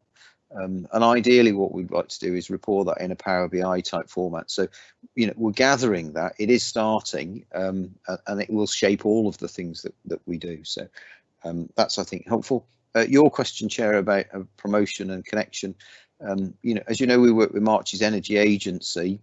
I think the figures for 1920 were they supported over 4,000 households in terms of advice and guidance and support, and in some cases surveys, etc., and made those kind of connections. As examples practically, so as Cornovy's coming forward looking at houses, it's actively now looking at modular construction. Colleagues in PSG are also actively looking at modular construction, and that whole point about materials as part of that whole life impact and damage through habitats and things on the construction process is part of that too. So there's some specifics, and there are projects, Chair, also in the hopper around rolling out more energy generation, photovoltaic farms, etc., on land that we own. So albeit that we're fifth nationally, and we're not that good, are we, at pulling our light from under the bushel and saying how great we are in Shropshire, but fifth nationally for installed renewable energy generation is a good position, but we need to keep going forward. So reassurance that we are looking at that, Chair. Okay, Hannah, are you content? Yes, thank you, Chair. Okay, so I've got Dave Tremellan wants to make a brief comment, and then I'm going to go to Roger. Dave, would you like to just make your brief comment? Yeah, it's picking up on your comment earlier when you said that a lot of this technology is new. There's nothing new under the sun, absolutely nothing. I bought that book 11 years ago. It's Sustainable Energy Without the Hot Air by Professor David McKay. But the beauty of it is it's available as a download. You can download the entire book. It's Sustainable Energy Without the Hot Air. But as I said, that was published in 2009. So there's nothing new, Claire. Sorry, Pet, but there is nothing new under the sun. Yeah, I wasn't making the point it was new, really, Dave. It was about where to go. It was difficult finding the firms to actually come and give you the quotations. I think that was the difficulty I had. But thank you very much for that. Again, sorry, no, I won't push that issue. No, take your point. Okay. All right. Okay. So Roger's next. Roger. Thank you, Chairman. Roger Evans, Shropshire Councillor for Longdon. If I can pick up before I ask my question, what was said in answer to the previous one, have I missed it? What is scope 1, 2, 3? What does that mean, and what are the targets in it? I can't see it in this report before us today, even mention of it. Have I missed it? Have I missed something? And there were a series of graphics that were produced when just after Adrian was appointed. Will they be in the report that goes to council? Because there are targets in there, and it showed in graphical form what was happening. Doesn't seem to be anything here at all which is of a statistical nature saying it. It all seems what we are hoping to do, but I'll come back to that in a minute. It's scope 1, 2 and 3, and we don't seem to have any graphics or any numerical ones here today. Okay, so that one first, Chairman. Yeah, Adrian said he'd pick that up. Yeah. Okay, thank you, Chair. Yes, so in terms of scope 1, 2 and 3, as Sam suggested a bit earlier, these are terms which derive from international greenhouse gas emission models and standards, and so they are standard across the globe. And in basic terms, scope 1 and 2 are direct emissions from the council's own activity or activity which its staff carries out or its buildings generate. Scope 3 is somewhat more complicated, as Sam was describing to you, because it involves us trying to track the carbon emissions which are made on our behalf by those people in our supply chain. So, for example, we have around about 400 live contracts on the social care side of operations, and each of those contracts involves some activity, some work, use of buildings or mileage of staff on the council's behalf delivering services to us for caring for people or providing care premises for people. And many of those companies don't or haven't, up until this point, habitually tracked their carbon impact. They don't track a carbon footprint currently, but for us to fully understand the full range of carbon impacts that Shropshire Council services are generating, we need them to do that. And we can make some assumptions, which is what we've been doing, but we haven't got a complete picture as yet.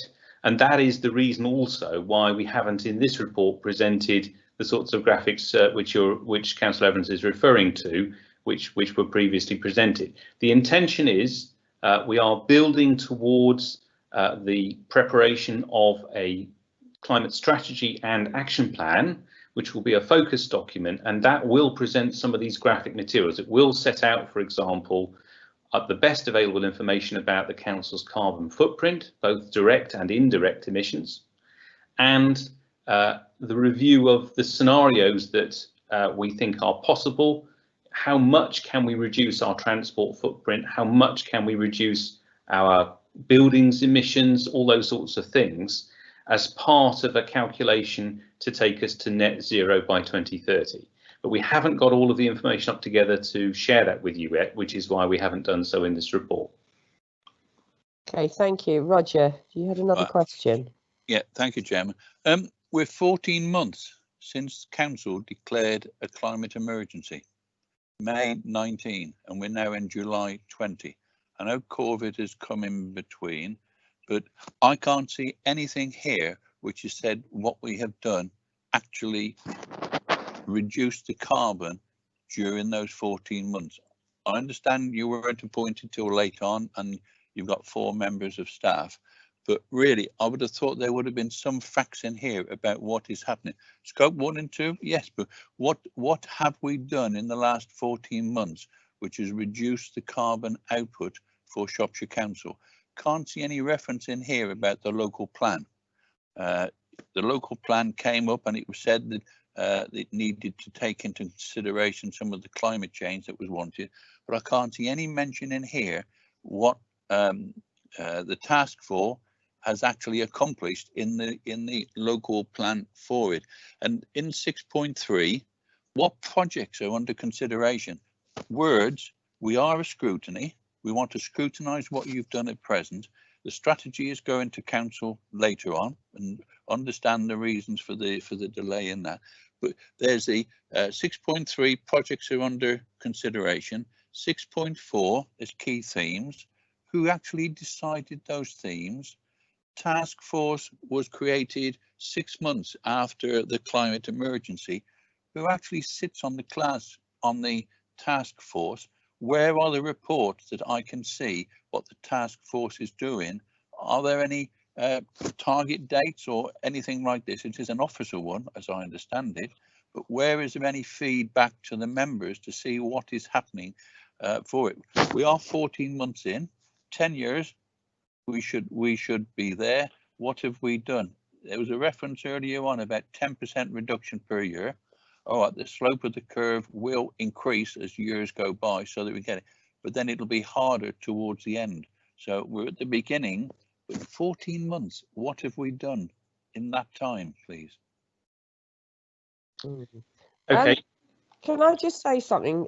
I know that I was at a briefing with, I think it was Eddie West, and I think he told us it was a members group that we're actually raising the standards of our building regs by about 12% over the national guidelines. But I'll leave the rest to you, Adrian, but I'm sure Roger was at the meeting.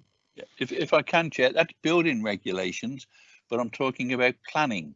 For example, electric cars. Are we saying that we should have houses over a certain number? There should be some charging points in place. I haven't seen that in the plans.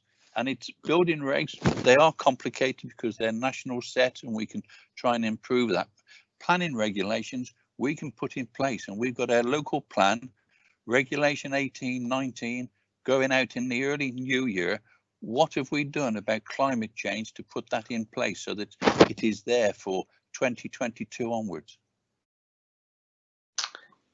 Okay, happy to try and pick some of that up. Yep. I'll deal with the local plan first because I think that may help. So you're quite right. There is actually an extensive amount of content in the new local plan concerning climate change. In point of fact, that it did exist as an issue fairly extensively in the existing local plan. But what the new local plan does, assuming that it's adopted in its current form, is to sharpen that up a great deal and include a specific policy on climate change itself, which then links to a range of other policies which include particular requirements. And Chair, you are quite correct that there is in there a building standard, which isn't about building regulations. That is a separate agenda which we've also been busy commenting on as a national level.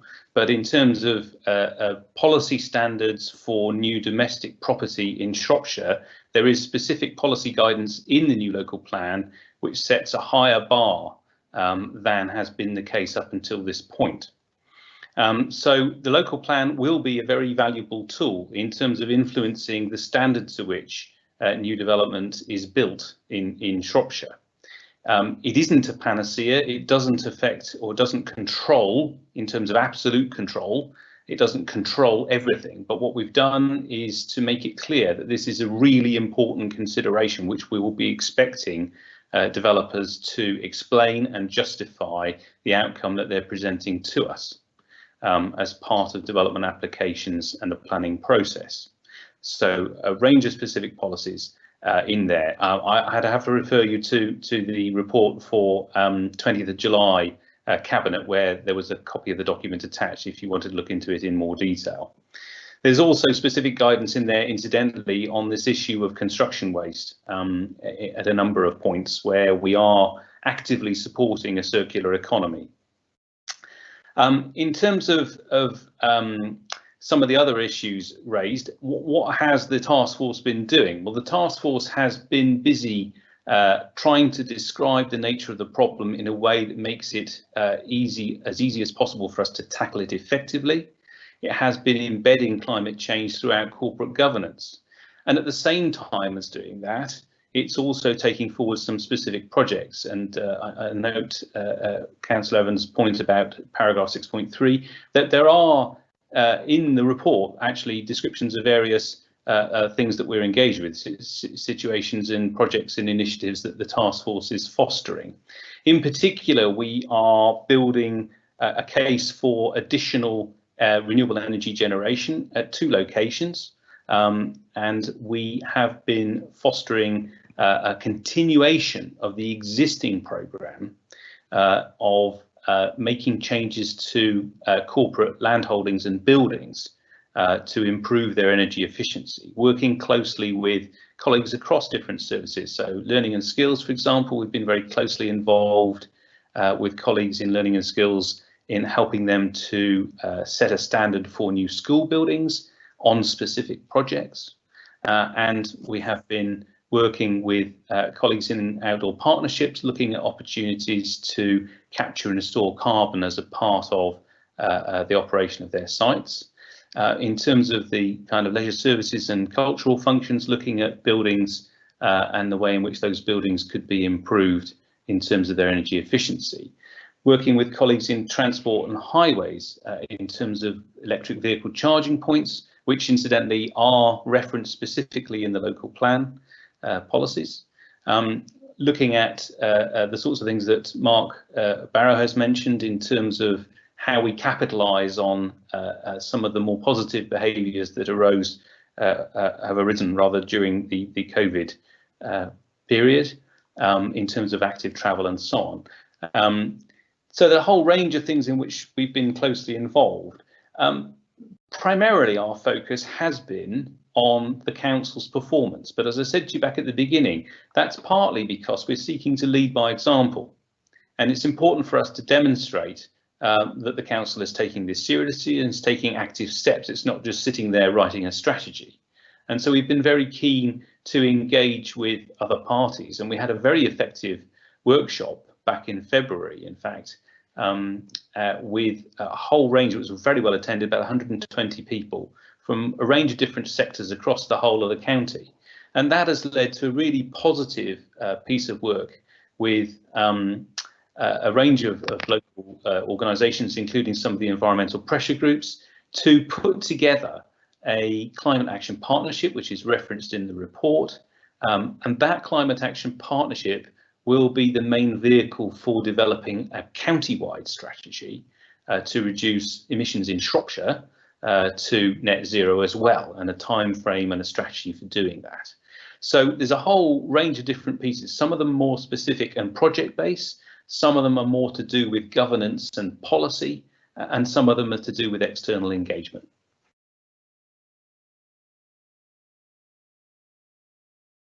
Okay, Roger, are you content with the reply?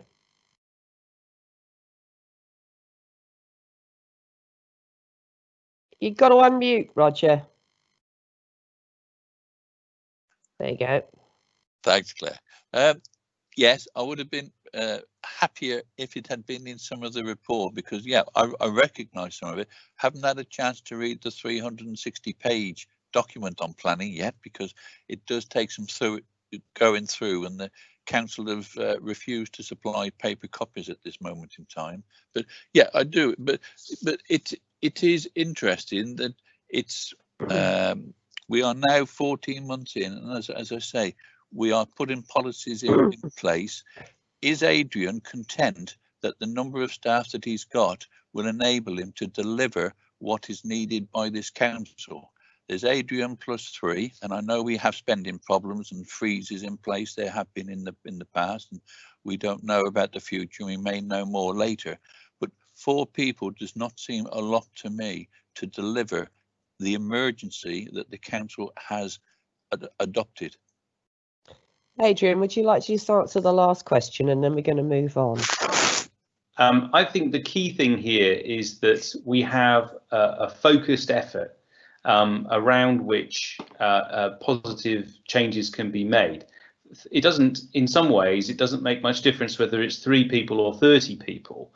This is only going to work effectively if we can embed it and normalise it across the whole council, and that requires you know, involvement, understanding, and input from all the colleagues that we have in every service. And we've made some significant strides in that regard, I'd suggest. We've provided some training for senior managers.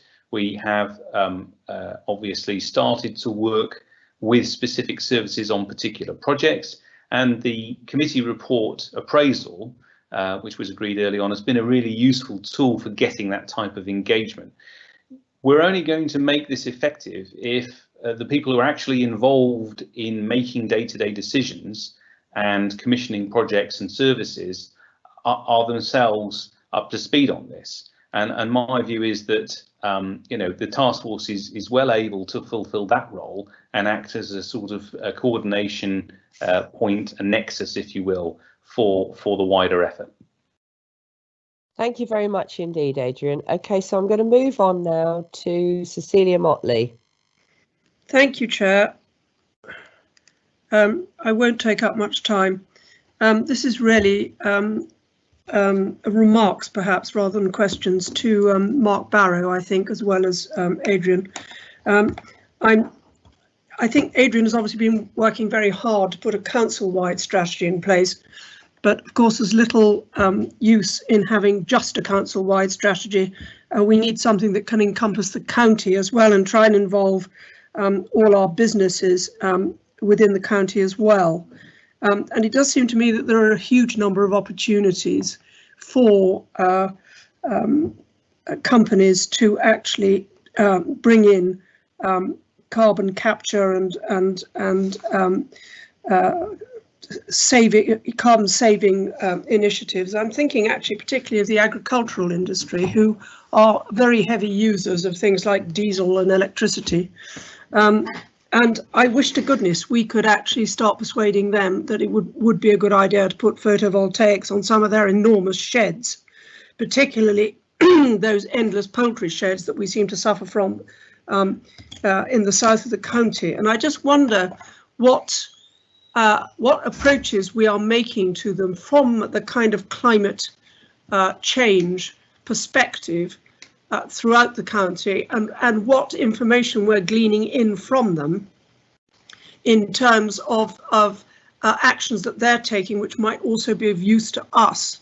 And the other point that I just wanted to make is the fact that I really welcome the fact that Mark has mentioned the Cornovie Housing Company, because it does seem to me that that is a really good example of something that Shropshire Council could be demonstrating in terms of including in our new bills energy saving measures, which would reduce carbon footprints, and things like grey water collection and permeable surfaces outside the residences. And so, I mean, that for us could be something of a showcase, but I would like to know how we're reaching out to the companies in the county to try and find out what they're doing and encourage them in their endeavours, because it's fine if we do it, but they need to do it too.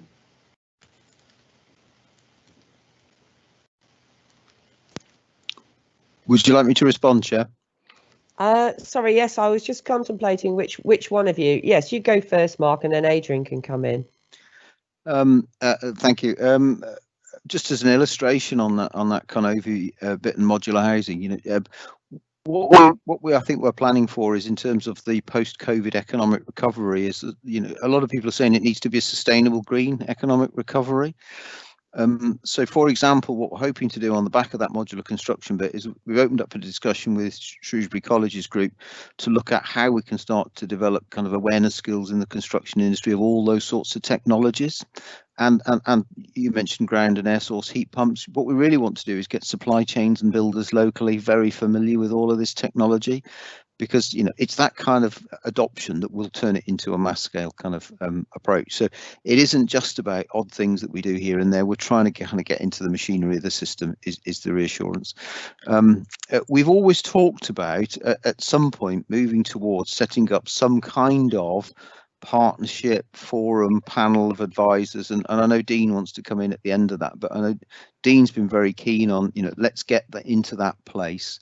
There's been a little bit of, you know, practice what you preach, pull our own story together, pull our own strategy, and then be able to kind of engage people confidently with that. I think we're at that point now. So in that sense, I think a reassurance, Cecilia, that, you know, I get that we really need to influence the wider community here. There are some good examples of good practice from some businesses, but it's not fully extended. Now, interestingly, I have had a chat with Richard Sheehan, for example, and some other colleagues as part of Jonathan Adams within the NFU, for example, about how in this post-COVID recovery economic task force bit we can kind of stitch those programs together as part of those work streams we're talking about in there. So, you know, it's not lost. We are sighted on it. It's just trying to find a way of moving that forward now. Have you got anything to add there, Adrian? Yeah, a couple of things just to help out here. So two things probably, principally. Economic growth colleagues have been, there are a range of funding opportunities still available through the LEP, for example. There are a number of funding programs for businesses which can help to pay for some of these improvements and to reduce energy consumption, both as an environmental gain and indeed as an economic one post-COVID. So colleagues in economic growth have been promoting those, and there's an opportunity to continue to do that whilst those funds remain. In terms of the rural businesses particularly, absolutely recognise that there are lots of opportunities in there, and it's very interesting to note that the leaders in some of this are some of the bigger estates, for example. It's not in the public domain as yet, but we've had a fascinating report on behalf of the Bradford estate, for example, which does exactly what we would hope and might act as a model, for example, for other landowners. They've reviewed the whole estate. How might they change it to limit their carbon impact? How might they modify their land management practices, the type of machinery, planting, biodiversity, soil structure, you name it, it's all covered. And it's a fascinating exercise, which, you know, in due course we would want to promote if we can as an example of good practice. We are already working, as Marcus suggested, with the farming community, and there's some specific engagement in the north of the county, for example, looking at biodiversity and carbon capture opportunities. But we've also been talking to NFU and business representation as part of developing this climate action partnership. And Richard Sheehan, for example, from the Chamber, has been invited to sit as a lead member on that new climate action partnership by the people who are setting it up.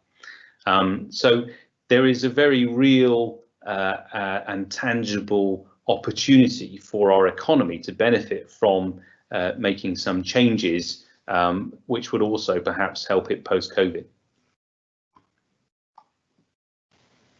Okay, thank you. Is that it, Cecilia? Or could I just very quickly come back to Adrian on that? That was very interesting what you were saying about the Bradford estate, because we do have an entry I see in the local plan about whole estate plans. And actually, the more landowners that we can get involved in doing these whole estate plans and actually introducing the whole issue of biodiversity and climate change, I think it will be a really big step forward for us. But thank you for that, Adrian, anyway. Thank you. Okay, so I've got Joyce Barrow next. Thank you, Chair. I've got two questions. The first one I think you may partially have answered, Adrian, but I'll read it out anyway. How is the Council adopting a clear and detailed strategic plan, and how is it maintaining climate change mitigation and adaptation? My second question is, what measures are being taken to ensure that health and social care systems will be resilient with the extra pressures they will come under due to climate change? Thank you. Okay, there you go, Adrian. Yeah, really interesting, actually, and very topical. It's one of those areas in which it's been really helpful to have that trigger from the climate appraisals now included in committee reports, because what we found, unsurprisingly, is that a lot of colleagues who perhaps haven't wrestled with this area of interest before are now coming to us and asking for advice. And as much as anything, it's about getting colleagues to think through what are the implications beyond the immediate need to provide something or make a key decision. What are the long-term implications of what they're proposing, either in terms of its carbon performance or particularly in terms of the standard of design which is being applied and the extent to which that will make it resilient in the face of almost certain climate change. I mean, we are expecting to get more extreme weather more frequently, and that's even if we do manage to make as a global effort, if we manage to make it to net zero, we can still expect to get much more dramatic weather episodes. So clearly the things that we deliver as services as a council will be affected by that, and we must plan for that eventuality. And it's been really helpful to have that trigger point to talk to colleagues in adult social care, for example, about the standard of building, the way in which whatever it is that they're seeking to develop or change can be designed to provide resilience. Simple things, potentially cooling, drainage. You know, are we going to get a lot more surface water flooding? Well, probably. So you need a surface water management system that's able to cope with that. Are we going to get more extremes of heat and cold? Yes, almost certainly. So new buildings can be designed to cope with that if it's built in as a design assumption at the front end. And we are actively working with colleagues putting in place new buildings or adapting existing buildings to take those sorts of issues into account. Colleagues in highways, you know, are our highways drains going to be adequate in the face of much more prolonged and intense rainfall? We asked the question over the design of roads and particularly where there are road improvements. You know, what is the design standard which WSP as our contractor are applying in that regard? Is it adequate? Have they thought about this? in terms of the lifetime of that piece of road. So we don't have it captured as an explicit strategy at this point because we've been focused very much on carbon reduction and energy efficiency. And I think it will warrant a specific resilience and adaptation strategy in due course on that very point. Okay, Joyce, are you content? Yes, thank you, Chair. Okay, thank you. So Dean wants to come in at the end, but I just want, has anybody else got any more questions they'd like to ask before I get Dean in? You just indicate. No? Okay, Dean, would you like to say a few words? Yes, thank you, Chair. Adrian and Mark and Sam have done a fantastic job in providing loads of the detail. There are a couple of bigger in principle issues that I just wanted to come back to that were raised earlier in the debate around connecting to the grid and the council as an energy supplier into the grid as well as an energy consumer. And I think, yes, that is going to be part of how we go forward, but we also need to start thinking a little bit more outside the box, not just in the traditional sense of feeding in electricity to the grid, but actually in local energy networks. If we're generating power, for example, in a location, in a specific location, which is close by properties, commercial buildings, actually it makes a whole lot more sense for us and for the commercial properties to buy their energy directly from our generation.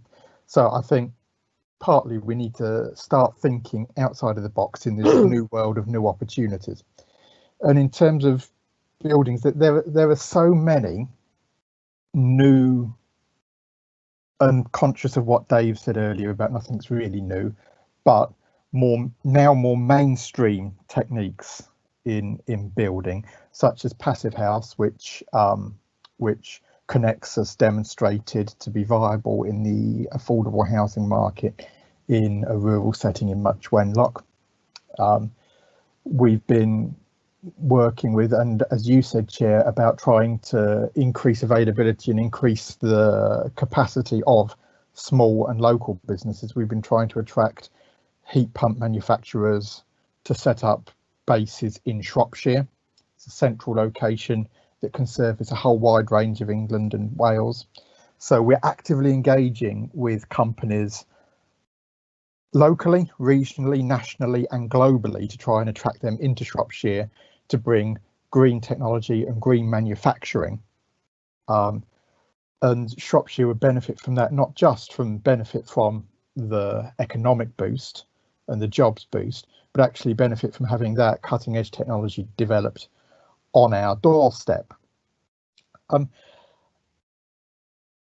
the other thing I wanted to come back on is I'm slightly surprised and a little bit disappointed that anybody wouldn't have noticed the sea change in corporate council behaviour over the last 14 months, and some of the projects we've actually delivered, which Sam wrote a fantastic pamphlet about 8 to 10 months ago on a number of projects that we'd already delivered, including solar PV at Greenacres Farm, which is an adult social care day centre in North Shropshire, solar PV on Mardle House in Shrewsbury. But in terms of some of the bigger ticket changes we could make, and I'll use transport as an example. If we were going to make a big decision, and we will be at some point making a big decision about changing a fleet of vehicles to more renewable vehicles, it is wholly right that we should rigorously be testing all of those options first. Scrutiny would be absolutely right in ripping us to shreds if we went out and bought 100 of the first vehicle of the first manufacturer that came along and suggested, hey, use our stuff. we are absolutely right to be rigorously testing electric buses, and not just electric vehicles, hydrogen fuel technology as well, to see what is not just the right solution this year, but what will be the right solution in 5 years and 10 years time. And so, yes, some of the bigger ticket issues, some of the bigger ticket items that we can change, we're not changing all in one go, because we're going through this rigorous process of testing and assuring ourselves and being able to assure the council of what are the absolute best technologies and best solutions that we can transfer over to. I just thought it was important to make that point, Chair. Okay, thank you very much. So, Julie, would you like to put the recommendation up on the screen?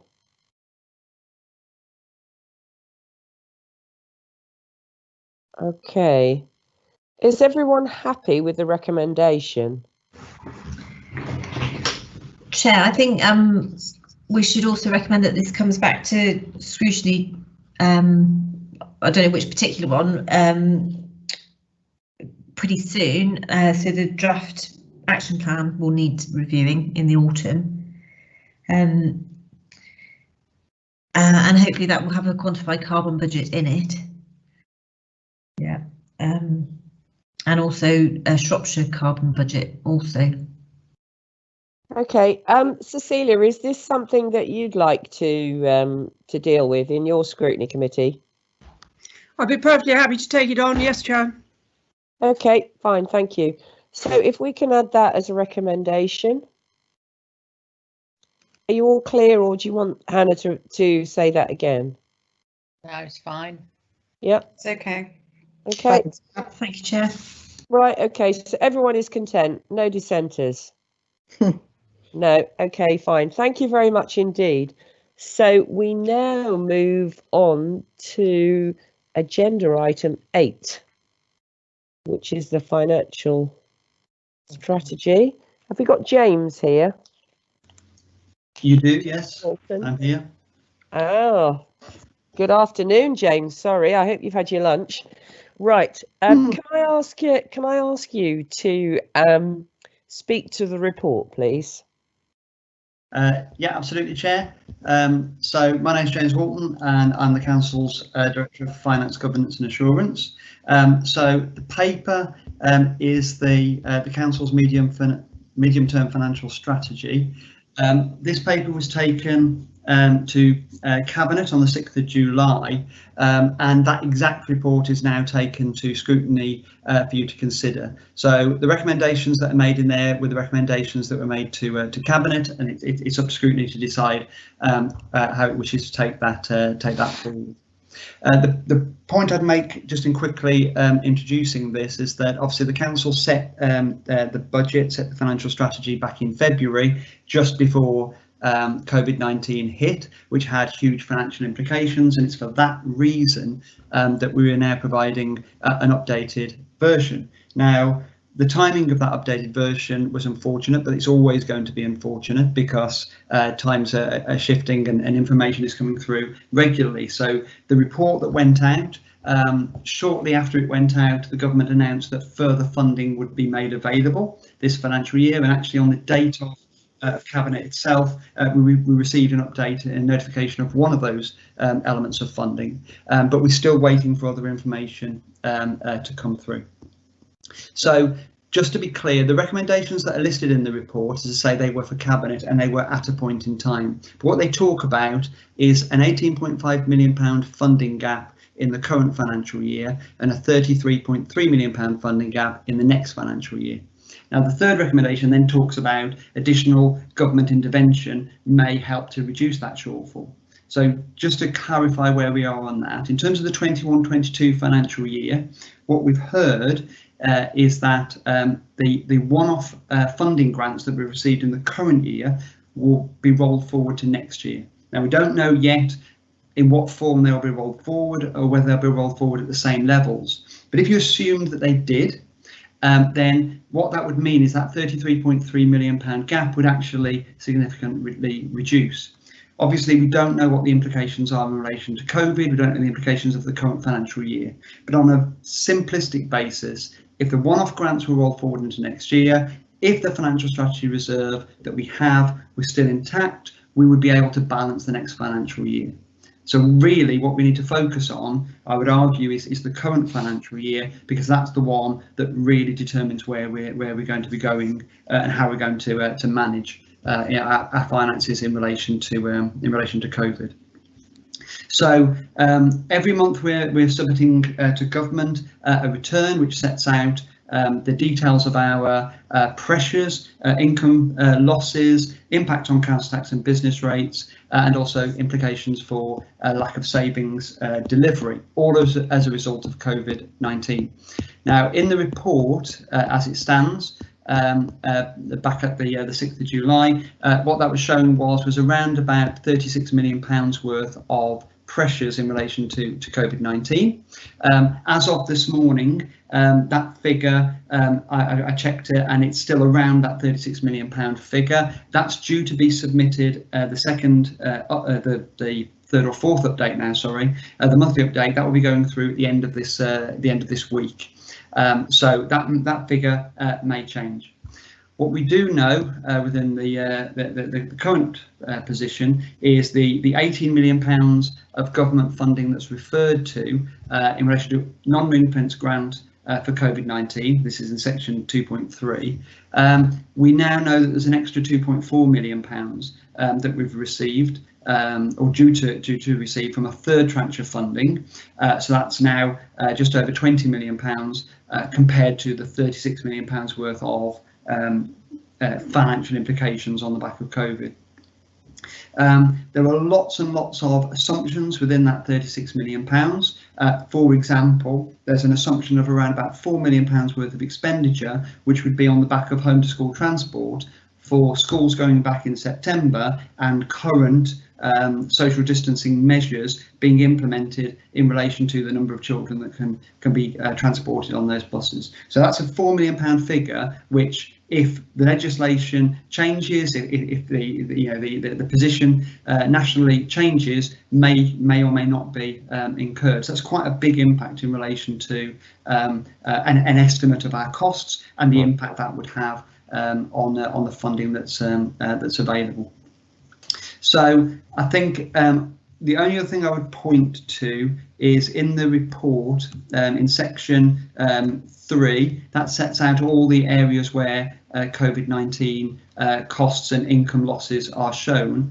But at the end, section 3.8, there's a figure 4 table, which I won't go through in detail, but just to give the background, this table sets out the 2021 financial year budget as it was agreed in February, and then shows all of the major implications of COVID-19 in a separate column, and then shows what the revised 2021 budget looks like, and that's where we get to the current gap in the current financial year of 18.5 million.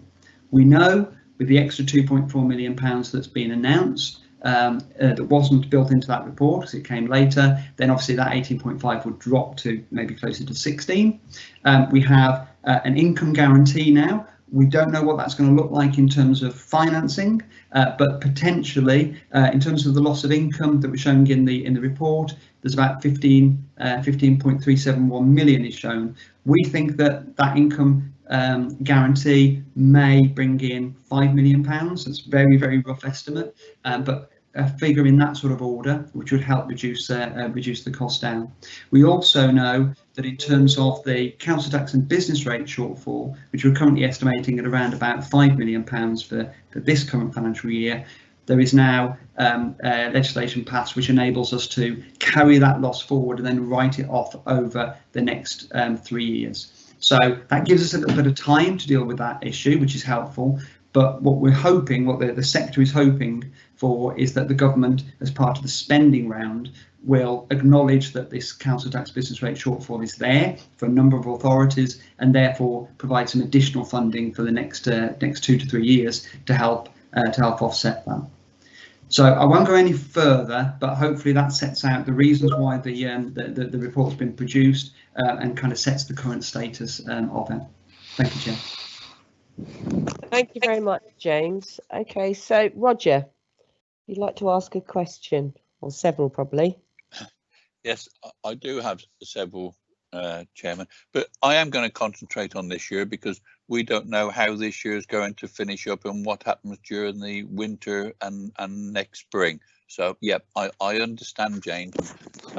Thank you for those figures, and I don't think I can absorb them all, but going on the report, I note in the report as part of the introduction, on my page 18, or page 8 of the report, I think, I'm not sure, at the top it says, an early RAG assessment has identified only £5 million worth of savings in the green category, placing 10 in amber and red, and there's also another 5 million as a result of COVID. Then if one looks further into the report, there's the usual red, amber, green tables showing the where we are with the 2021. On my page 30 or 20, which is just above the 3.8 you referred to, which shows as red £8.5 million worth of savings, 45% of the projected savings, not sure whether they'll be delivered. And then if you go towards the end of the report, on my page 37 or 27, whichever you prefer, it shows that saving plans for last year carried forward to this year. Again, it's estimated that some of those will not be paid, or made, I should say.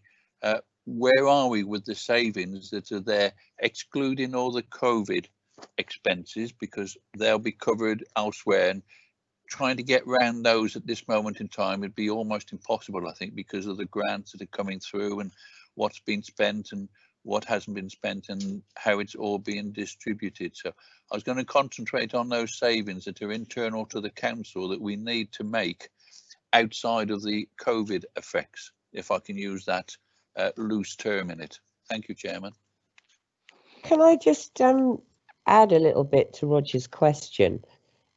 We've got all these, you know, amber and red savings we're meant to make, but what about the reduction in income? Because that's a part of it as well. If you can just weave that into the answer, James.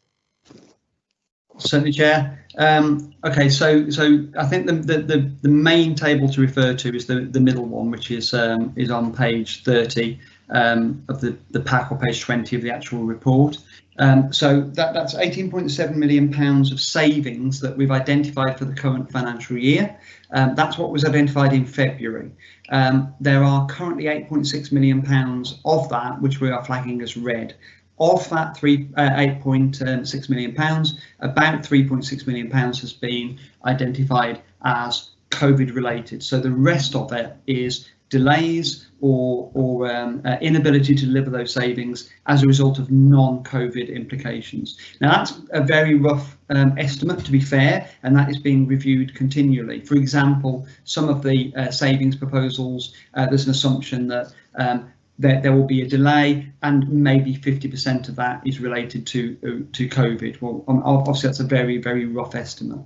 The point to focus on, I suppose, is that the 5.3 million, which is the green, have been delivered, and the 4.8 million pounds, which is the amber, that would a savings that we would expect to be progressing over the year and needs more work. Within, to pick up your point, Chair, within those savings, there will be a number of cost savings across a number of service areas, but there'll also be income assumptions in terms of additional income to be generated directly as a saving.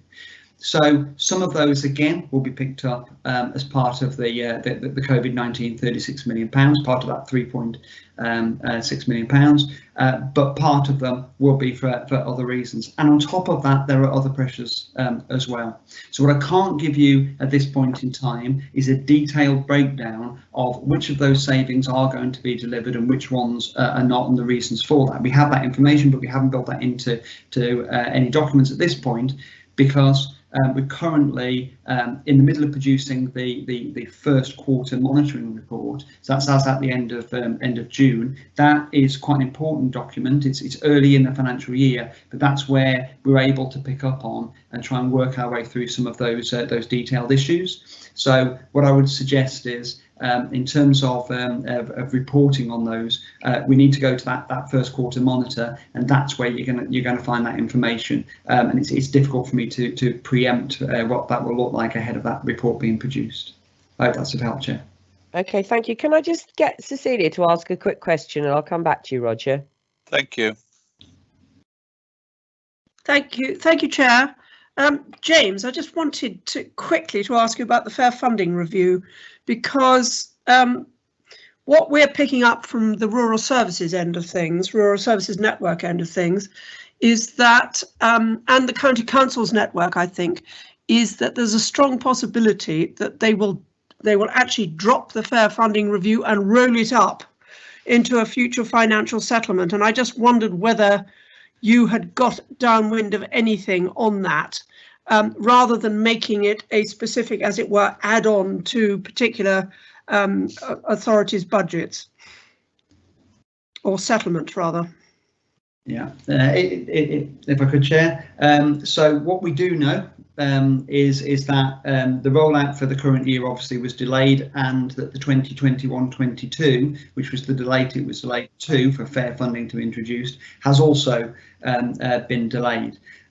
What I am aware of is that just before COVID hit, and the kind of all the changes were made from a financial point of view, we were in discussions with government, and they were indicating that a lot of the work behind the fair funding mechanisms had been done to a draft point. So there was an expectation, literally in the kind of, I suppose it would have been May, June time, we would have seen the first exemplifications of what that fair funding may look like for Shropshire and for other authorities across the country.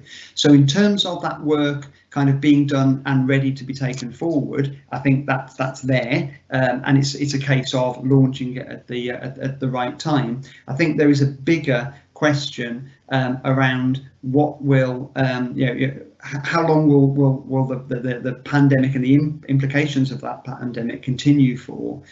How long will the government kind of have to continue to deal with a kind of a transitionary period, and what will that new normal, what will that future period look like?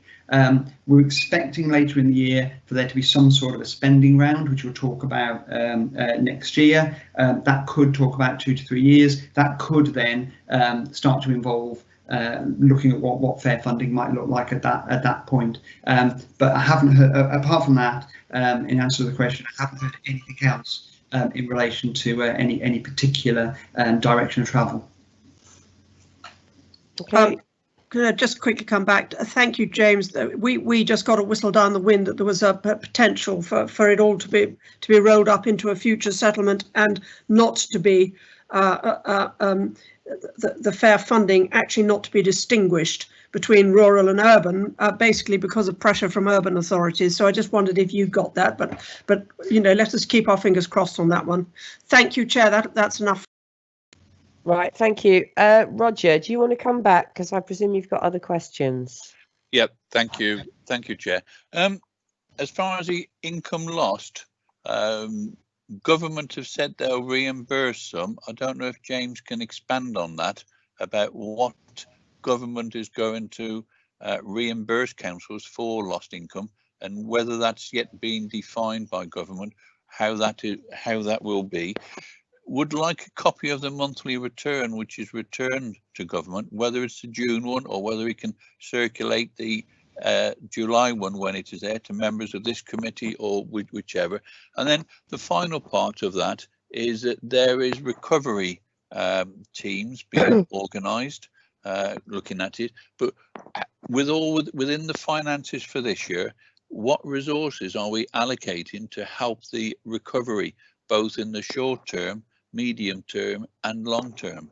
Can he expand on that, what allocation he's doing to help that recovery to take place, because there is going to be some help that is needed with the changing situation. I think to go further into the financial strategy at this time, the outline is there, but it's going to change in the next few weeks, days, months, whichever, so we can cover that again later. but it's the recovery and the loss of income to do it, because that will affect the council quite drastically. And questions are being asked elsewhere about leisure side, for example, on loss of income, whether it's Shropshire Council's leisure or whether it's where we've outsourced it or whatever. So anything James can help on that, I think, would be useful to all members. Thank you. Can I just say, Roger, that I think we had a briefing note on this about the loss of income. There's a specific formula that was emailed to all members. Yeah. But anyway, if I can, Chair, but the question. There was a discussion going on, I think, whether it's the council loss of income for leisure, or whether it's where councils have outsourced it to different companies, whether that would be reimbursed. And there was a discussion going on, as I understand it, and I wondered whether that had been defined yet. So thank you, Chair. But yeah, so there was. That depends on the contract. So maybe that's a question for Mark Barrow. I don't know.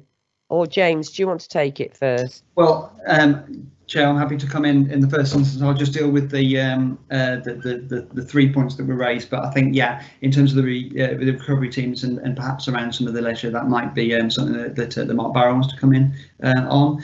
You're absolutely correct. In terms of the income guarantee, there is a fairly complex formula that's in place that basically says, like an excess for an insurance payment, the local authority will cover the first 5% of any loss of income as a result of COVID-19, and then it's defined which types of income are being talked about there. And then any loss over that 5%, then the government would fund 75%, so the local authority would fund 25% of that loss. So there's a number of kind of definitions within that. It has to be non-recoverable income. We're not talking about commercial income, and there's definitions around what that commerciality means. And then also on top of that, they're talking about the net figure. So and this brings in those contractual payments as well as other things. So for example, if you have a gross income figure, that you also have costs associated with that particular service area.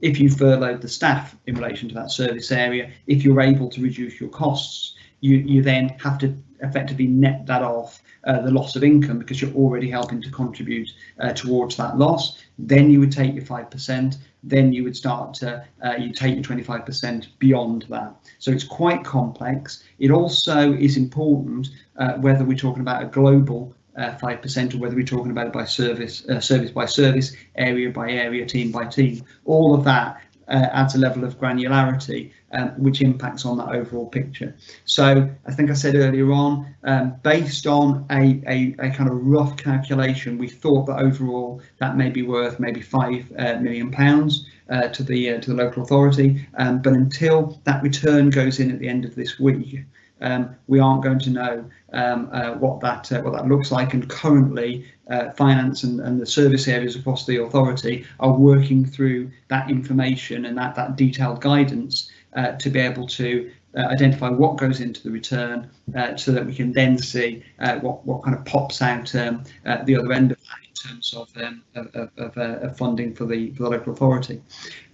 So that will become clearer, I think, within the next couple of weeks, but that's an overall picture. In terms of the return, the return that we send through is a Delta return. It's quite a detailed and complex document, which is not particularly user-friendly or helpful.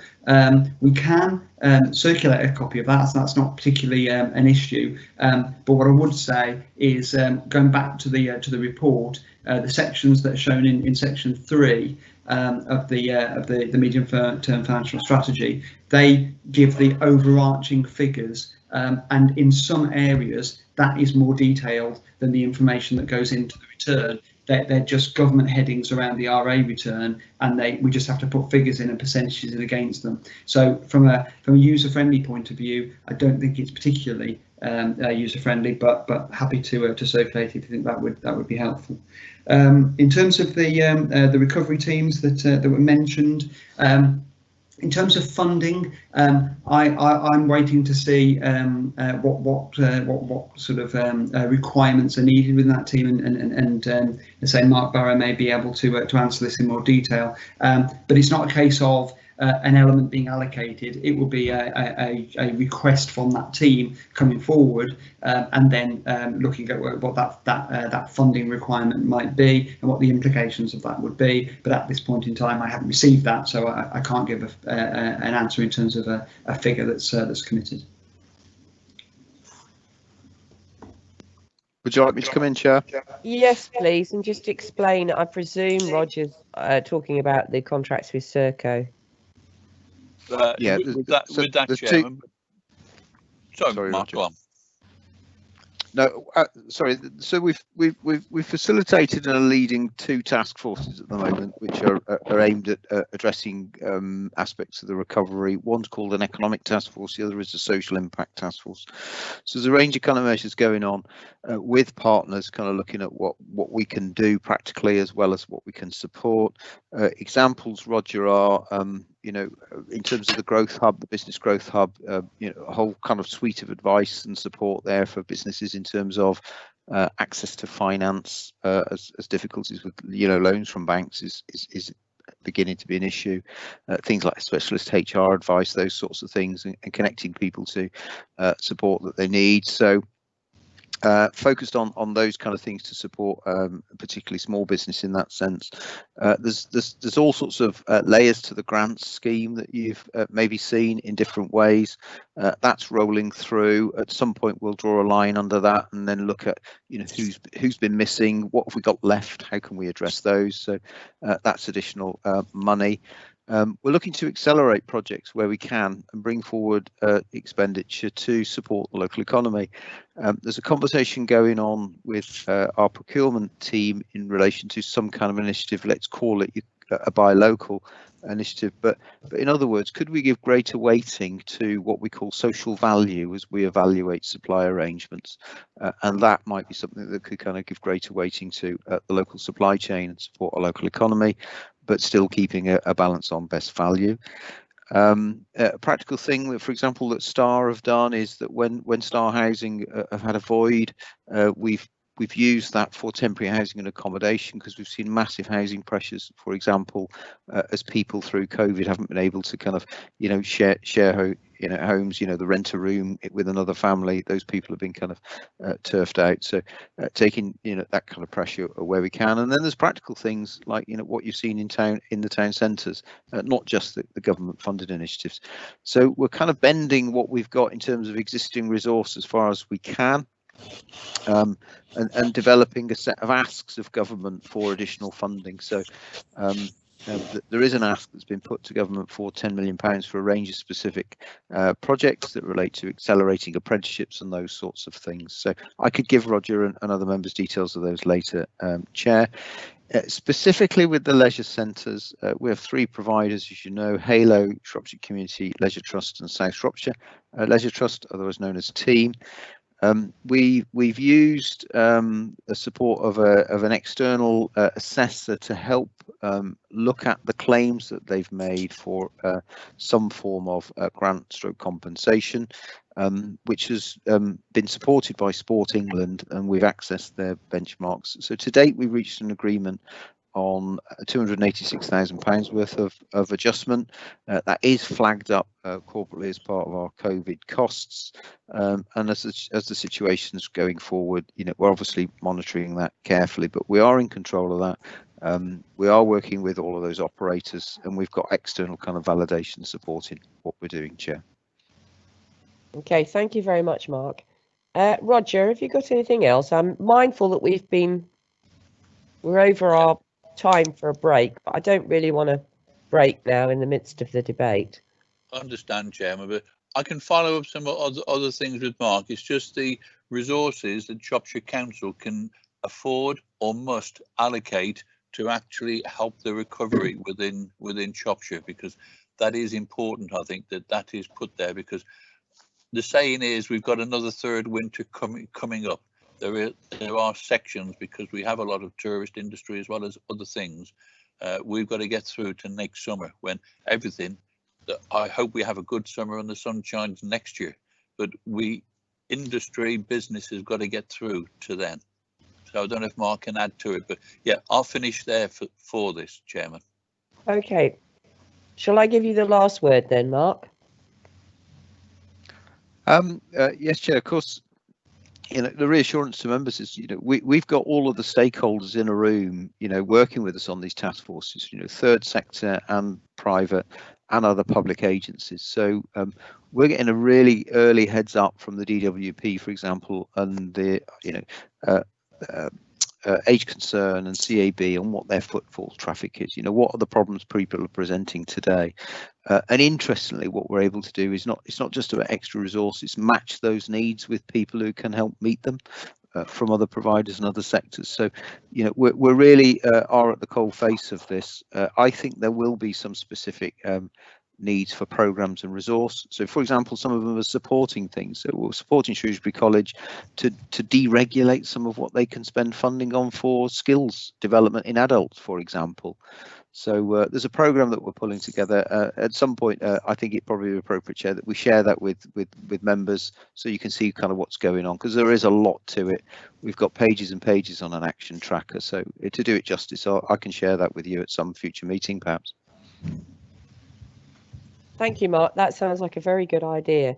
So thank you, James, for attending and giving us a thorough review. This report really, I feel, is to note at this particular time. I don't really want to make any particular recommendations. Is everyone happy with that? If somebody isn't happy, please can you say? Roger, are you happy that we note the report? Yeah, I think so, Chairman. The situation is changing all the time, but I would like this. I think it'll be the performance need to look at this before the budget is set, so maybe in the early autumn, October, November, before the budget is set, so that we can look at it to see what the effect has been for this year and scrutinise what has happened and lessons to be learned, but how to take it forward. Okay, we can do that. We've got the work plan next. Okay, so I'm going to note the report and everyone is content with that, I think. So thank all the officers. We're moving on now to agenda item 9, which is the future work programme.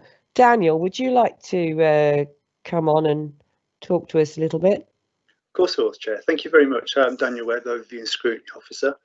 I present to you here a future work programme for the Performance Management Scrutiny Committee.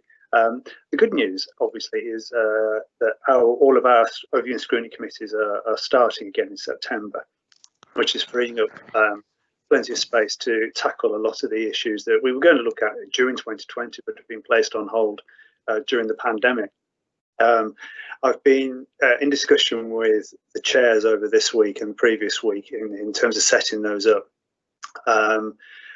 However, the bad news means is that a lot of the topics that you were going to look at within this committee in the months ahead have now reverted back to their original committees. So at the moment, your work programme is looking a little threadbare at the moment. In September, you have a topic where you wish to look at the recovery planning for COVID-19, and then you have just your usual routine reports, the Q1 finance report and the Q1 performance report, plus the financial strategy task and finish group in terms of reference, which usually leads on from the reporting in terms of budget preparation. There is nothing at the moment on your work programme for October. And again, in November, you just have your Q2 finance report and performance reporting, plus a topic around organisational transformation. So whilst to have everybody here, I would welcome, as I'm sure you would share, suggestions for future topics for this committee, so I can prepare something to present to your meeting in September. Yeah, well, I have to say we have been quite busy up until now. So taking on board what Roger said, is there any merit in moving the meeting from September to October to take on board what he said? I think that would be a great idea. I mean, as you point out yourself, you've been meeting a lot, and you've covered a huge amount. Carried them all on my back, yeah. and congratulations for doing so. I think it's been tremendously successful. So, I mean, personally speaking, I don't think I wouldn't have any objections. I can't see objections to you taking a break until October if you wanted to do that, to bring that financial reporting to a more opportune time in October. Okay, what I would say is that this is a moving feast, obviously, and we don't really know where we are with COVID or anything. And I think there may well be things that come up that we will have to deal with. So it's good in a way because it gives us some flexibility to fit those things in.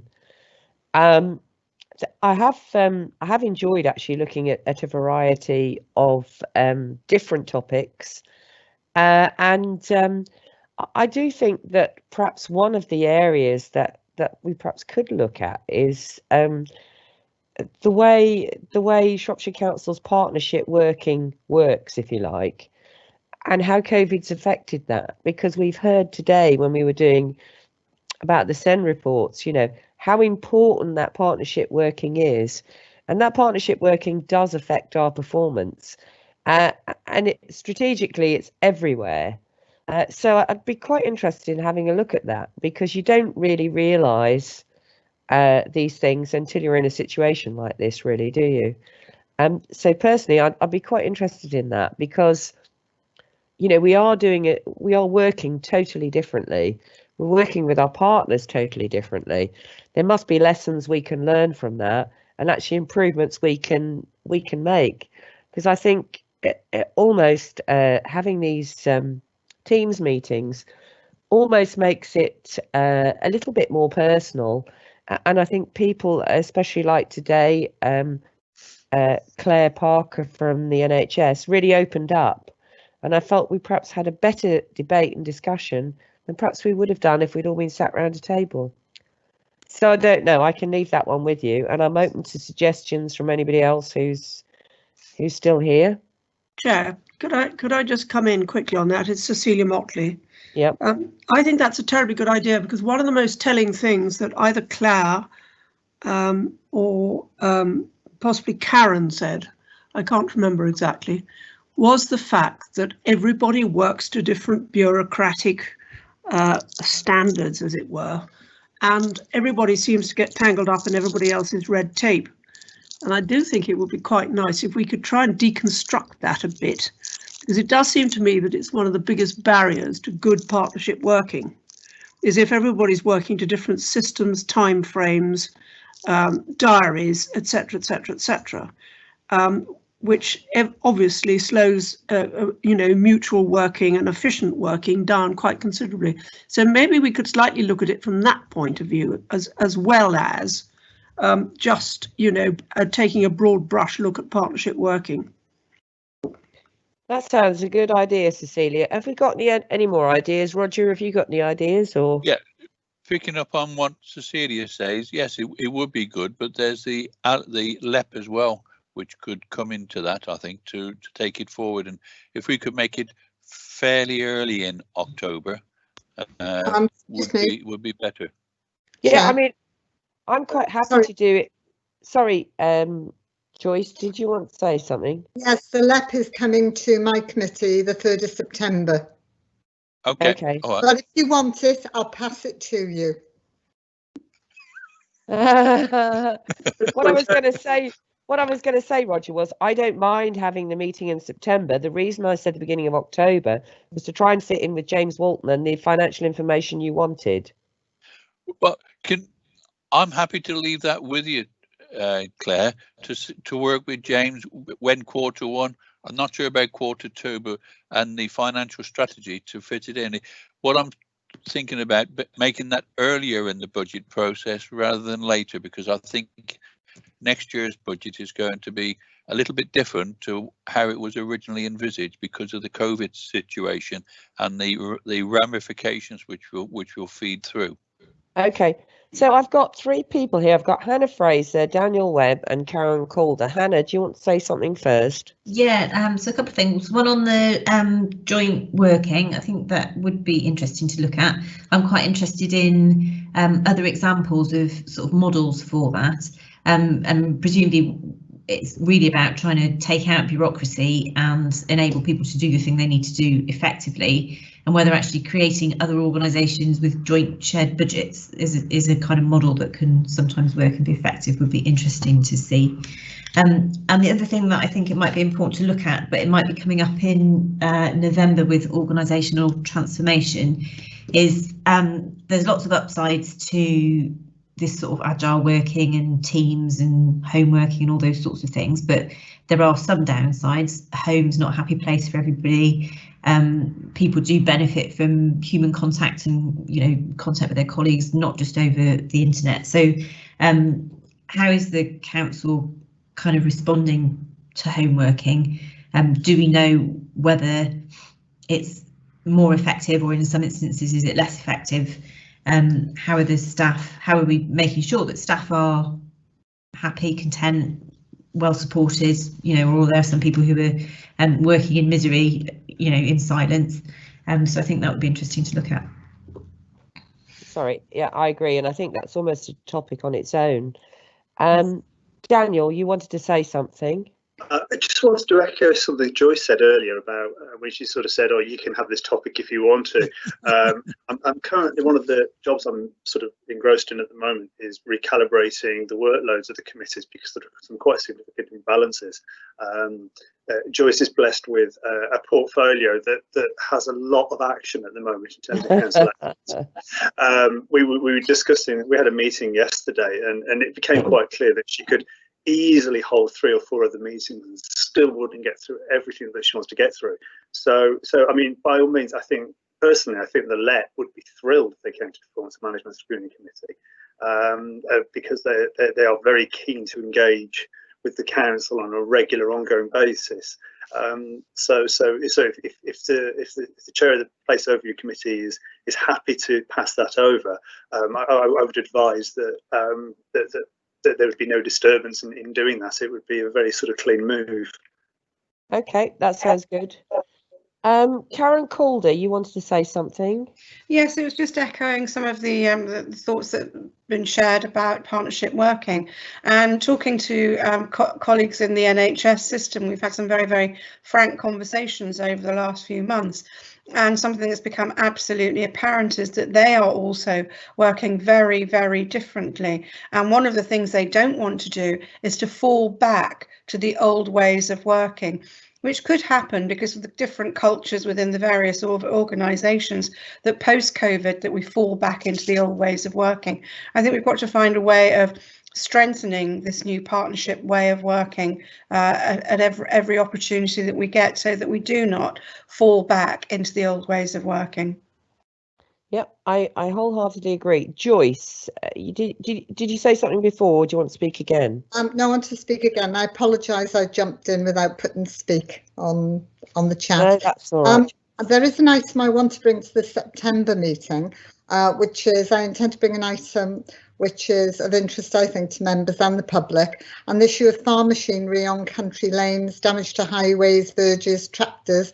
Daniel's already done a little bit of research for me, and there's some really good stuff going on in Cumbria, etc. I mean, people don't know the speed limits, you shouldn't be on mobile phones if you're on a tractor, and all these things are not actually being monitored, and we haven't got anything as a council in writing saying what we expect from farms, etc. I think we all appreciate we have to have a farming industry, but it must, in my opinion, and I'm sure everybody else's, look after the communities they live in too, and make sure they're safe. Thank you. Okay, thank you. So I think Daniel, I think we're sorted out really, and I think between the chairs of all the committees, we can actually level out the load a little bit. Hello, Daniel, are you there? One moment, my apologies. No, absolutely, there's plenty there to be working with. I would just point out that you do need to make an agreement with what you're going to look at in September. This is committee decision. It's not my decision or the chair's decision. No. Okay, so provisionally, what there's two things. One really, I think it's the partnership working, including the LEP, isn't it? That's the biggie. Absolutely. Well, I mean, I think a topic like our partnership working is a massive topic, and I think I'd be very nervous around setting an officer off on a piece of work like that without terms of reference for that. So I would be inclined to bring something back to the committee with an idea of how it might look at that going forward, and I can do that for September, of course. The LEP are very keen to come to a meeting as soon as possible. So what I would recommend is that Joyce's suggestion around Country Lane stays with the Place Overview Committee, which is very much the home for highways matters, and it can always bring a report to performance management. I would suggest that you look at the LEP as a sort of way of beginning to look at the partnership working, and then I could bring in terms of reference for a broader piece of work around that, because I know some of the officers within the council have been quite keen to do that piece of work as well. So that would give you one item for September. Well, I think in fairness to the LEP and the things they do, I think actually I would prefer to have a one-item agenda, and then we can deal with Roger's finance stuff in beginning of October or whenever, because I think, you know, it does, if you're going to do it, and I presume we're going to be on Zoom, you know, it's going to be a 3.5 hour session, and I think you lose a bit if you have too many items on the agenda. So I'd be quite content to have a one-item agenda. I think so, and I think the LEP would be very happy with that, and I think, you know, they'd be keen at that sort of level of engagement with it within the whole council rather than a thematic committee. Yeah. So in that case, then if well, I would leave it with you, Chair, to sort of ask the group then. At the moment, the recommendation seems to be that we invite the LEP to the September meeting. Yeah, Dave Tremellin wants to say something, and then I'll ask to make sure everyone's happy. Yeah, just another quick one. In defence of farmers, really, before anybody starts putting the boot in, we have to remember, bring any discussion regarding this, you know, agriculture and its impact on local communities. Bring the planners in, because we've got to remember that Shropshire is a rural county. Okay, we didn't introduce farms into communities. We built communities around farms. So could we please, you know, keep that bit of focus, because we have issues here, and believe me, I could spend a day on them. Thank you. Okay, thank you. So let's just check. So is everyone content with the work programme? Yes, that's fine. Yep. Everyone happy? Good. Okay. Right. Well, you can all go and have some lunch now, I think. Thank you very much for attending, and have a lovely summer and stay safe. Thanks, Claire. Well done. Thanks, Claire. Okay, thank you. Cheers. Bye. Bye.